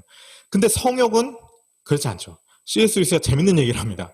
한 건장하고 성욕이 충만한 어떤 젊은이를 그냥 마음대로 그걸 할 수 있게 해준다면 뭐 한 달도 안 돼서 마을 하나는 거뜬히 만들 수 있을 거다. 뭐 이런 농담을 루이스가 하는데, 이게 성욕은 분명히 다른 본능들하고는 좀 다르다는 거예요. 뭔가 달라요. 그러니까 성경이 이렇게 이야기하는 근거를 팩트, 진리, 실제로 볼 때 이게 타당하다는 거예요. 뭔가 이상해요. 그래서 C.S. 루이스가 뭐라고 하냐면, 인류는 그동안 뭐 동서양을 불문하고 성적인 거에 대해서 굉장히 감추어 왔죠. 어떤 문명에서도 성적인 거에 대해서 아주 현대처럼 문란했던 시대는 없었습니다. 근데 인류가 그렇게 해왔던 이유가 그저 성에 대한 무지 때문에 그런 것이 아니고, 성을 부끄러워했기 때문에 성이 부끄러워진 것이 아니고, 성이 실제로 다른 본능들과 다르게 어딘가 부끄러운 것이기 때문에 성을 쉬쉬했다라고 이야기를 합니다. 근데 실제로 보니까 맞죠, 그죠? 여러분들 다른 본능하고 비교해보면 다릅니다. 예, 성적 본능은.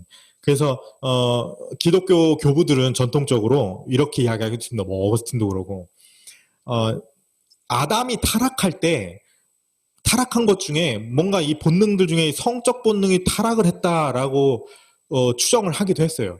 근데 그 이유가 뭐 성경에 근거해서 그런 게 아니고, 실제로 우리 다른 본능하고 다르니까. 성욕이라는 본능이 다른 본능과 뭔가 달라요. 이건 뭔가 더 한계가 없어요. 이건 뭔가 이상해. 그죠? 그리고 식욕 때문에 다른 사람의 영혼에 치명적인 상처를 주기는 굉장히 어렵죠. 그죠? 그죠? 그렇지만 성욕이라고 하는 것은 타자의 영혼에 심각한 상처를 입힐 수 있죠.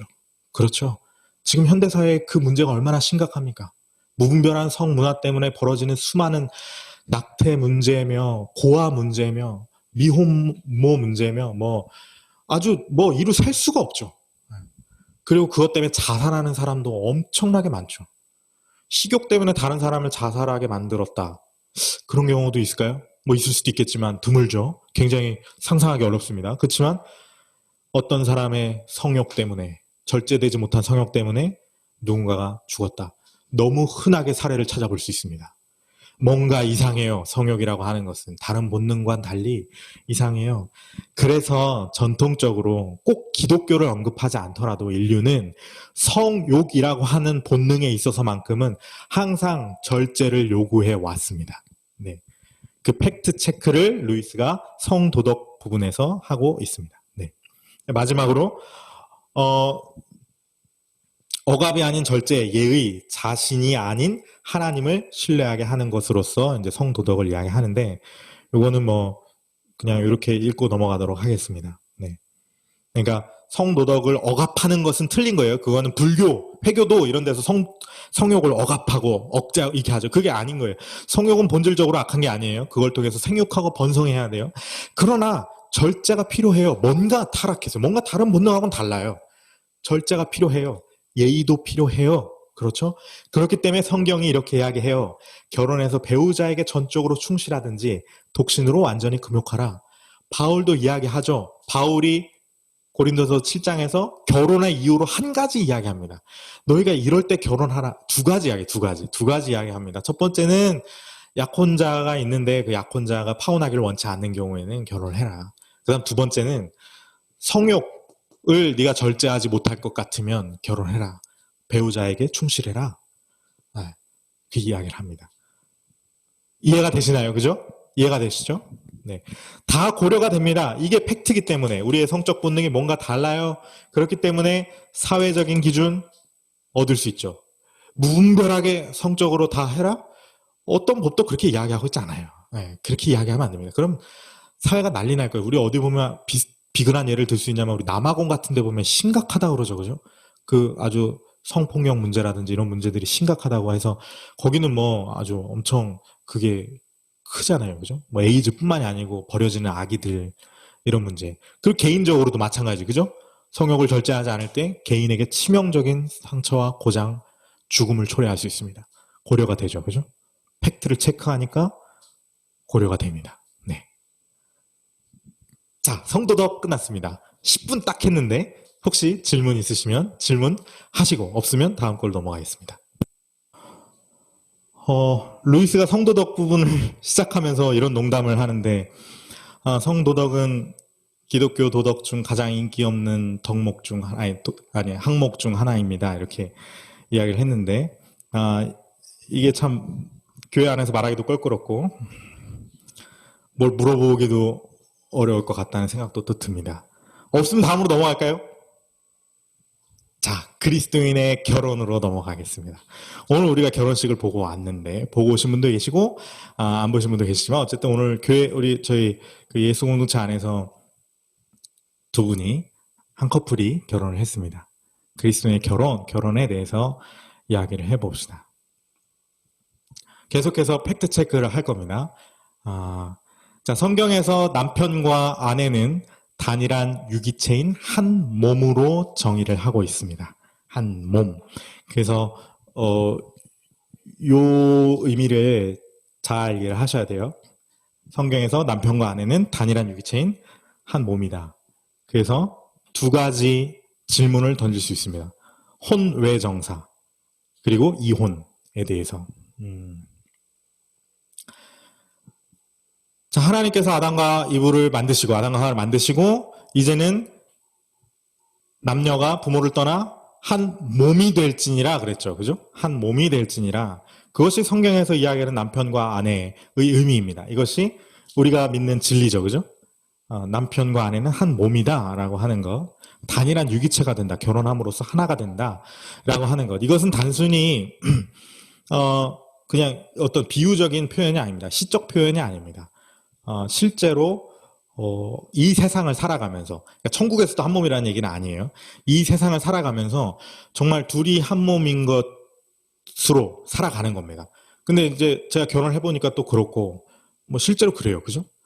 둘이 같이 산다라고 하는 것이 결혼해서 같이 산다라고 하는 것이 한 몸이에요. 그러니까 이 결혼이라고 하는 것 자체가 이 의미 자체 본질적으로 결혼이라고 하는 것을 생각할 때 꼭 성경을 언급하지 않고 성경을 떠나 생각해 본다 하더라도 결혼이라고 하는 제도는 어느 시대나 어느 문화를 막론하고 함께 이 세상을 살아가게 되는 동반자가 생기는 거죠. 그죠? 그러니까 그것은 단순히 성적인 결합만을 이야기하는 것이 아닙니다. 그죠? 생활적으로도 그렇고 뭐 잠자리도 같이 할 뿐만 아니라 생활적으로도 그리고 여러 가지 인생의 비전과 꿈과 다양한 것들, 삶의 모든 부분들을 배우자와 함께 공유할 수밖에 없는 겁니다. 그게 결혼의 의미죠. 그죠? 이건 뭐 원시시대 때도 그랬을 거예요. 그죠? 원시시대 때도 둘이 남자랑 너랑 결혼하면은 같이 사는 거 아니에요. 그죠? 서로 같이 사냥해갖고 오면은 남자 혼자 먹습니까? 같이 먹어야죠. 그죠? 그러니까 결혼을 했죠. 그거 같이 먹으려고 결혼한 거잖아요. 그죠? 그러니까 그러면 그것이 결혼의 본질적인 의미인 거예요. 그렇기 때문에 혼외 정사가 기독교에서 부정되는 겁니다. 왜냐? 야, 그 육체적으로 결합되는 성적인 관계라고 하는 것은 그거 하나만 따로 떼놓고 하는 게 아니고 모든 면에 있어서 한 몸이 되었을 때 그 중에 일부로 그게 있는 거야. 그런데 그것만 따로 쏙 빼놓고 그것만 하는 거예요. 그것만. 그러니까 혼외 정사가 기독교에서 금지가 되는 겁니다. 근데 이 말 들어보니까 맞죠? 그죠? 생각해보면 맞는 거예요. 그죠? 아니, 왜 그것만 따로, 이건 마치 뭐 하냐면 편식하고 같은 거예요. 아니면 더 쉽게 말하면 이렇게도 이야기할 수 있어요. 옛날에 로마의 아주 귀족들은 배따지가 불러가지고 맛있는 걸 계속 먹기 위해서 먹고 토하고 했다고 하죠. 그거 이상해 보이죠? 똑같죠. 혼외 정사도 이상해 보이죠. 아니, 음식을 먹었으면 잘 소화를 해가지고 힘을 내게끔 하기 위해서 음식을 먹는 거지 뭐 그 맛만 즐기려고 먹는 건가? 똑같아요. 아니, 성관계라고 하는 것은 서로 한 몸이 되어서 서로가 함께 감정을 교류하고 그걸 통해 생명을 낳고 하기 위해서 하는 거지 뭐 그것만 따로 해갖고 되는 건가? 뭔가 이상하다는 거예요. 그러니까 팩트를 볼 때, 진리를 볼 때, 진짜를 볼 때 혼외 정사가 이상한 이유가 여기에 있는 겁니다. 예. 남녀가 둘이 결합한다라고 하는 것은 모든 면에 있어서 결합하는 거예요. 그 중에 정사가 있는 겁니다. 예. 그리고 이혼 또 여기서 이야기됩니다. 지금도 개신교 교단 안에서 교단별로 이혼을 허용하느냐 허용하지 않느냐에 대해서는 의견 차이가 있습니다. 지금도 있어요. 지금도. 그래서 어떤 교단에서는 절대로 이혼은 안 된다 이렇게 이야기를 하는 교단도 있고, 또 어떤 교단에 있어서는 어느 정도는 허용을 해도 된다 이렇게 이야기하는 교단도 있고, 모세 같은 경우는 어려운 경우에는 이혼 증서를 써서 이혼을 하게 해라라고 이야기를 했던 반면에, 또 아주 강력했던 그 성서 연구자들은 이혼은 절대 안 된다 이렇게 이야기하기도 했고, 또 바울도 하나님이 정한 것을 사람이 둘로 나눌 수 없다 이렇게 이야기하기도 했어요. 성경 자체에도 뭔가 이혼에 대한 의견들이 좀 분분한 것 같습니다. 그런데 여기서 우리가 그럼 뭐 어떡하라는 얘기야? 라고 물어보면 벌써 우리는 어떤 함정에 빠지냐면 규칙과 규정을 찾는 함정에 빠지는 거예요. 도덕을 생각할 때 그렇게 하면 안 된다고 했죠. 1시간 동안 얘기했어요. 팩트가 뭔데? 진짜가 뭔데? 한 몸이라는 한 몸. 한 몸. 자, 여러분 한 몸이 있어요. 손가락 끝이 썩어 들어가요. 손가락 끝이 썩어 들어가서 이걸 어쩔 수 없이 절단해야 돼요. 그런 경우도 있죠. 너무 안타깝지만 어쩔 수 없이 손가락 끝이 썩어 들어가기 때문에 절단을 해야 하는 경우도 있습니다. 그렇지만 그냥 손가락 끝에 모기 물렸다고 손가락 자릅니까, 여러분? 그렇지 않죠. 그러니까 팩트는 그겁니다. 이거 한 몸이라고 하는 거. 결혼은 한 몸이 되는 거예요. 그러니까 기독교에서 이혼을 강력하게 금지하든 이혼을 허용하든 간에 어쨌든 기독교는 이혼이라고 하는 것은 마치 몸의 일부를 잘라내는 것과 같은 정도로 생각하는 거예요. 그러니까 그냥 아주 마음에 안 들면 그냥 배우자 갈아치우고 이혼, 결혼 또 하고 막 결혼 5번씩 6번씩 하고, 그 기준하고는 기독교하고는 차원이 다르죠. 이혼을 허용한다고 해도. 그렇죠? 아무리 기독교에서 어떤 교단이나 교회에서 이혼을 허용한다고 해도, 이혼에 대해서 그냥 열려 있다고 해도 마음대로 그냥 애정 좀 식으면 이혼하고, 그거랑 차원이 다른 거예요. 우리가 이야기하는 적어도 이혼을 허용한다고 하는 것은, 아무리 이혼을 허용한다고 해도 그래 어쩔 수 없이 그래 그건 잘라내자 이거지. 이해가 되시죠 이제? 그죠? 그게 팩트라는 겁니다. 그래서 그리스도인 결혼에 대해서 그걸 언급하고 있고요. 그 다음에 두 번째, 사랑의 감정이 사라진 후에도 결혼을 유지해야 하는가? 현대에는 이렇게 물어볼 수 있는 사람들이 많죠. 그죠? 그래도 교회 다니시는 분들은 이렇게 물어보지 않을 테지만, 요즘 젊은이들은 이런 질문을 던질 수 있습니다. 더 이상 배우자를 사랑하지 않는데도 계속해서 결혼을 유지해야 합니까? 그래서 황혼 이혼을 꿈꾸고 그러죠. 여기에는 두 가지 이유를 루이스가 이야기를 하고 있습니다. 첫 번째는 사회적 이유입니다. 이거는 쉬운 겁니다. 지금도 너무 높은 이혼율이 사회적 문제가 되고 있죠. 그죠? 특히 버려진 자녀들. 아주 미국 같은 데는 그것이 굉장히 큰 사회적인 문제로 대두가 되고 있기도 하고, 그렇죠. 그런 사회적 이유가 있습니다. 그 다음에 두 번째는 다시 이제 팩트를 봅니다. 진리, 진짜. 여러분, 사랑이라고 하는 것은 감정이 아닙니다. 그렇죠? 감정을 포함하죠. 감정만이 아니죠. 감정만이 아닙니다. 사랑이라고 하는 것은 감정을 포함하여 감정을 넘어서는 어떤 것입니다. 함께하는 뭔가 어떤 것. 그래서 이 사랑이라고 하는 것을 루이스가 비유를 하는데 멋진 비유를 듭니다. 비행기를 조종하는 비행기 조종사가 꿈이었어요. 비행기 조종사가 된다는 생각만 하면 가슴이 설레었어요. 비행기 조종사라는 꿈과 사랑에 빠진 거죠. 그죠? 감정이에요. 감정. 그래서 이 아이는 열심히 비행기 조종사 꿈을 꿉니다.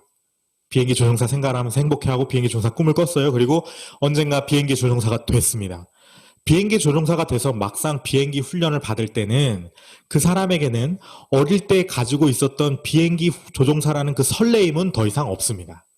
그런 설레임은 없죠. 그런 종류의 설레임은 없습니다. 그렇지만 그거보다 더 높은 차원의 무언가가 있죠. 그 사람 안에. 내가 드디어 이 비행기 조종사가 됐다라고 하는 것과 비행기를 조종하면서 경치를 구경하고 조종의 재미를 느끼는 한 차원 더 높은 무언가가 있다는 겁니다. 그죠? 사랑은 그 모든 걸 포함하는 거예요. 감정, 시작되는 감정부터 시작해서 그 나중까지 그 모든 것을 포함하는 겁니다.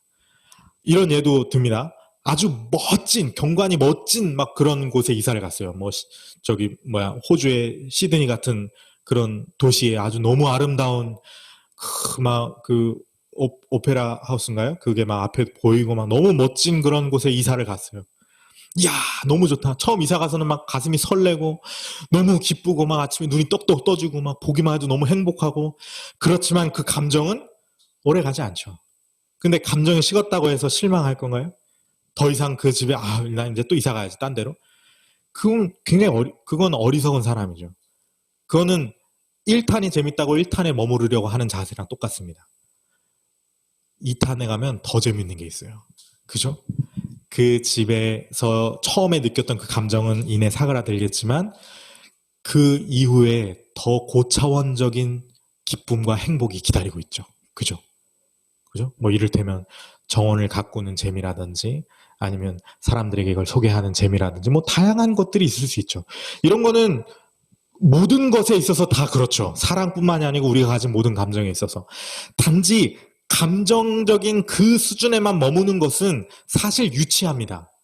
그 수준에만 머물러 있는 사람들은 그걸 공감하지 못할 수도 있어요. 그렇지만 그 수준 너머에 그 더 고차원적인 수준으로 넘어가 본 사람은, 그걸 경험해 본 사람은 이 감정이라고 하는 것은 단지 스타트만 끊어줄 뿐이라는 걸 압니다. 네. 진짜 본질적인 정말 사랑의 본체는 그 너머에 있습니다. 그 감정이 식고 오랫동안 함께해온 부부들을 볼 때 우리가 볼 수 있죠. 저 부부 정말 행복하게 살았구나. 그죠? 니마 그 강을 건너지 마오 같은 영화를 보면 저 할아버지 할머니 부부는 너무 행복하게 평생을 살았구나. 근데 무슨 처음에 연애할 때 처음 손잡았을 때 그 감정이 평생 그 부부를 그렇게 느끼게 했을까요? 그건 큰 착각이죠. 여러분들 다 아실 겁니다. 여러분 연애할 때 그 설레이는 감정이 오래 갑니까? 결단코. 그죠? 그건 이내 사라집니다. 네.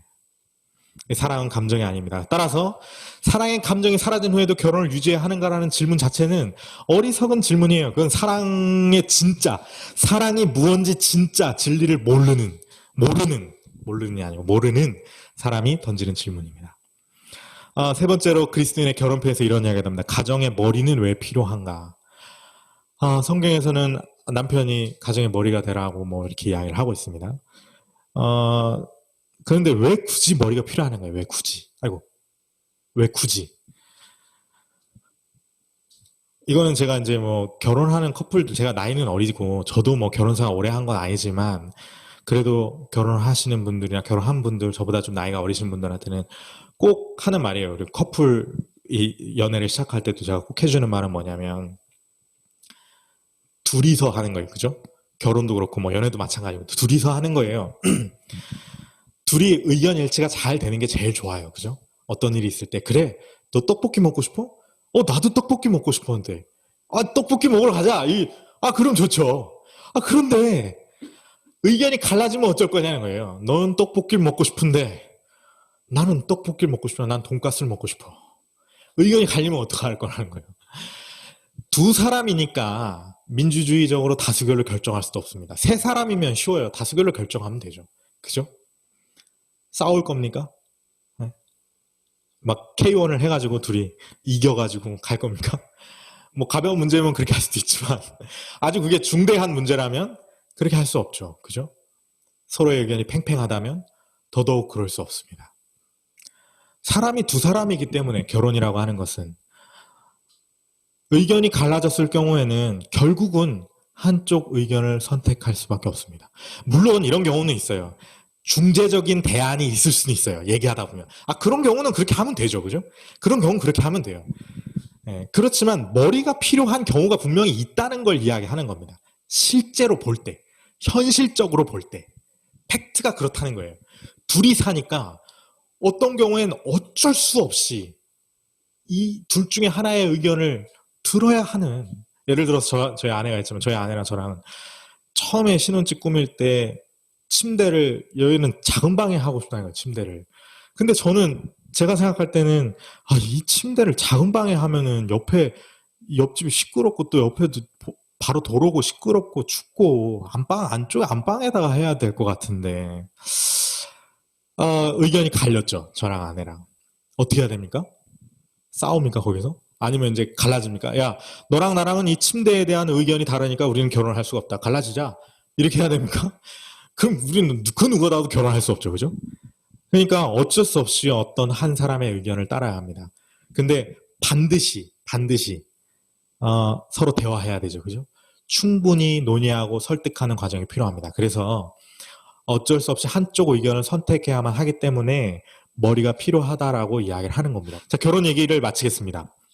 혹시 이제 결혼에 대해서 좀 추가적으로 여기 안 나온 거라도 좀 평상시에 이제 그리스도인의 결혼, 성경적인 결혼에 대해 생각할 때 좀 궁금했던 거라든지 아니면 오늘 이야기했던 내용 중에서라도 궁금했던 거라든지 하는 것이 있으면 질문해 주시기 바랍니다. 이거는 저번에 제가 전도사님한테 한번 얘기했던 것 같은데요. 제 친구가 이제 저한테 했던 질문인데, 어떻게 이제 평생을 모르고 살았던 사람과 같이 살 때 이제 완전 많이 믿어야 되잖아요, 그 사람을. 근데 그 사람의 속은 내가 볼 수 없는 상태고, 그런 상황 속에서 어떻게 누가 어떤 마음을 가지고 사는지 모르는데, 어떻게 한 사람을 그렇게 온전히 믿고 살아갈 수 있냐. 요즘 세상이 얼마나 이제 그런 사람이 많은데, 무서운 사람이 많은데, 그런 질문을 했는데, 저는 대답을 못 했거든요, 저는. 저는 약간 좋게만 보고 약간 생각을 했었거든요. 그리고 교회에서도 뭔가 자연스럽게 그런 생각을 하게 됐던 것 같아요. 결혼이라는 거는 되게 아름답고 좋은 거지만 너무 좋은 얘기만 계속 듣다 보니까 전혀 그쪽에서 생각을 한 번도 해본 적이 없는데 생각해보니까 너무 생각보다 뭔가 믿는다는 게 모르는 사람을 믿는다는 게 어려운 거고 그런 입장에서 어떻게 결혼을 바라봐야 되는지 그리고 어떻게 말을 해줘야 될지 또 궁금했어요. 그 친구의 질문에 대해서. 전적으로 그 친구의 입장에 전 동의를 하고 그 친구는 그 생각을 철회할 이유가 전혀 없고 예지자매도 그러한 입장을 어느 정도 견지를 해야 될 것 같습니다. 정말 생판 모르는 사람이랑 같이 산다는 건 무서운 일입니다. 이건 정말 명심해야 됩니다. 특히 현대에는 더더군다나 왜냐하면 현대에는 무분별하게 연애가 가행되잖아요. 과거에는 그래도 중간에 중매자라든지 부모님 사이의 관계라든지 이러한 어떤 나보다 그래도 경험이 많은 지혜가 많은 사람들이 만남에 개입을 했지만 현대에는 그런 경우가 극히 드물기 때문에 정말 무서운 겁니다. 결혼은. 이거는 제 말이 아니고 우리 옥하는 목사님도 얘기했어요. 여러분, 옥하는 목사님이 이런 얘기를 했습니다. 여러분, 결혼은 무서운 거예요. 함부로 하면 안 돼요. 한 번 결정하면 80년을 소비해야 돼요. 결혼은 무서운 겁니다. 함부로 해서는 안 돼요. 네. 그럼 어떻게 그럼 결혼할 수 있냐? 이겁니다. 이거. 어떻게 생판 모르는 저 여자를 날 믿지? 그 친구는 아마 제가 생각할 때는 아직 첫사랑을 경험해보지 못했거나 아니면 사랑에 아주 큰 상처를 가지고 있거나 둘 중 하나일 것 같은데 사랑에 빠지면 남들이 다 말려도 믿습니다. 저는 정말 제가 주님의 교회 청년부에 있으면서도 수없이 많은 그런 사례를 봤습니다. 사랑에 빠지기 전에 오라니까 와서 물어보라니까 그 남자 어떤지. 그런 자매가 여태까지 한 사람도 없었어요. 다 이미 사랑에 빠지고 난 다음에 와서 물어봅니다. 그 남자 어때요? 해줄 말이 없어요. 왜? 말해봐야 아무 소용없어. 내가 그 남자 천하의 바람둥이야. 얘기해봐야 이미 자기 안 믿어. 내 말 안 믿어. 자기가 물어봐놓고 제 말 안 믿습니다. 왜? 그 생판 모르는 남자를 믿어요. 왜? 사랑에 빠졌어요. 사랑에 빠졌어요. 네. 사랑은 모든 것을 믿게 만듭니다. 네, 맞습니다. 네. 그러니까 그 자매는 그 우리 예지자매 친구는 그 의견을 하나도 철회할 필요가 없어요. 그렇지만 결혼에 대해서 걱정할 필요도 없습니다. 왜? 언젠가 그 예지자매 친구의 눈앞에 사랑에 빠지는 남자가 나타나면 그 사랑에 빠지게 되면 그럼 그 자매도 결국은 자기가 자기 입으로 그 위험하다고 했던 그 결혼을 하게 될 겁니다. 결국 그렇게 될 겁니다. 네. 그렇지만 그 자매의 그 생각은 저는 현명하다고 이야기해주고 싶습니다. 칭찬해주고 싶어요. 그래, 결혼은 무서운 거야, 위험한 거야. 그러니까 잘 봐야 돼. 사랑에 빠지기 전에 잘 봐야 돼. 이 사람이 사랑에 빠질 만한 사람인가. C.S. 루이스가 오늘 말고 다음에 혹시 3부 강의할 때 사랑편에서 똑같이 이야기합니다. 네. 사랑에 빠지는 건 감상적인 일이 아닙니다. 잠깐 제가 이야기하자면 이것도 팩트예요. 진리, 진짜 진리. 여러분 생각해 보세요. 많은 사람들이 특히 현대에는 아주 큰 착각에 빠져 있는 게 뭐냐면 사랑에 빠지는 것은 불가항력적이라는 상상에 빠져 있습니다. 왜냐? 우리가 보는 드라마, 영화, 소설 다 그래요. 그냥 어느 날 버스 정류장에서 샤라랑 지나간 그 여자의 향기가 첫눈에 반해가지고 막 쫓아가갖고 제발 나랑 교제해 주십시오. 막 구애하고. 여러분 그런 불가항력적인 사랑에 빠지는 거 C.S. 루이스는 뭐라고 조롱을 하냐면 그것은 머릿속에 온통 감상적인 소설과 영화로 꽉 차 있고 그리고 알코올이 좀 들어가 있는 상태라면 모든 사람과의 만남에서 다 그렇게 사랑에 빠질 수 있다는 거예요. 그렇지만 여러분 진짜 여러분 경험해도 생각해 보세요. 정말 내가 이 사람을 사랑하겠다라고 결정하는 건 그런 감정이 아닙니다. 그런 감정은 누구나 들어요. 제가 결혼했지만 전 뭐 이게 팩트니까 이야기할 수 있어요. 어떤 사람도 어떤 사람의 좋은 자질을 보고 그 자질 자체에 호감을 느끼는 건 너무 당연한 일입니다. 그렇죠? 그건 당연한 일이에요. 하다못해 길거리 지나가다가도 엄청 예쁜 여자가 지나가면 와, 저 여자 참 예쁘다. 그런 마음이 듭니다. 그거 뭐 어떻게 해요? 뭐 사람인데 다 우리는 그런 미학을 다 추구하는 기능을 뇌 속에 갖고 있지 않습니까? 그렇지만 진짜 내가 어떤 사람과 내가 이 사람과 사랑에 빠진다라고 하는 것은 나의 선택이죠. 여러분의 기억을 잘 살펴보시기 바랍니다. 나의 감정이 아니고 나의 선택입니다.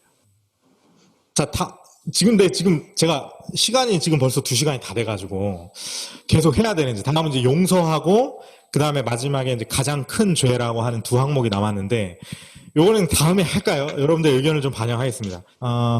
그래서 오늘은 그냥 이 정도 해야 되지 않나 싶은 생각이 지금 드는데 이것도 정해진 규정은 없는 겁니다, 여러분. 그죠?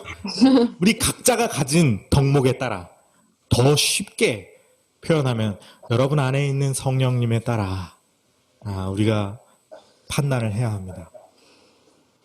우리가 실수할 수 있고 잘못할 수도 있지만 괜찮아요. 그게 중요한 게 아니에요. 왜? 이건 법규가 아니에요. 규칙이 아니에요. 선과 악을 구분하는 게 아니에요. 우리 심판의 기준이 아니에요. 단지 설명서에 불과해요. 핸드폰 좀 잘못 사용할 수도 있죠. 그죠? 그럼 설명서 다시 보면 되죠. 뭐. 그죠? 네. 그렇지만 자꾸 설명서를 보다 보면 이제 어느새 익숙해지죠. 그럼 덕목이 생기죠. 뭐 덕목이 생겼다고 해서 완벽하게 사용하나요? 그렇지는 않죠. 또 틀릴 수도 있어요. 그럼 또 설명서 볼 때도 있고. 네. 뭔지 아시겠죠? 이제 그리스도인의 윤리라고 하는 것이 뭔지. 이 정도 하겠습니다. 오늘. 그리고 다음에 기회가 되면 용서 그리고 가장 큰 죄 그리고 사실 강의보다 더 좋은 게 있습니다. 그건 뭐냐면 순전한 기독교를 직접 읽어보시는 겁니다. 정말 C.S. 루이스의 놀라운 통찰력이 곳곳에 숨어 있습니다. 네. 그냥 툭툭 농담처럼 써놓은 문장 하나하나가 엄청난 깨달음을 저에게는 줬습니다.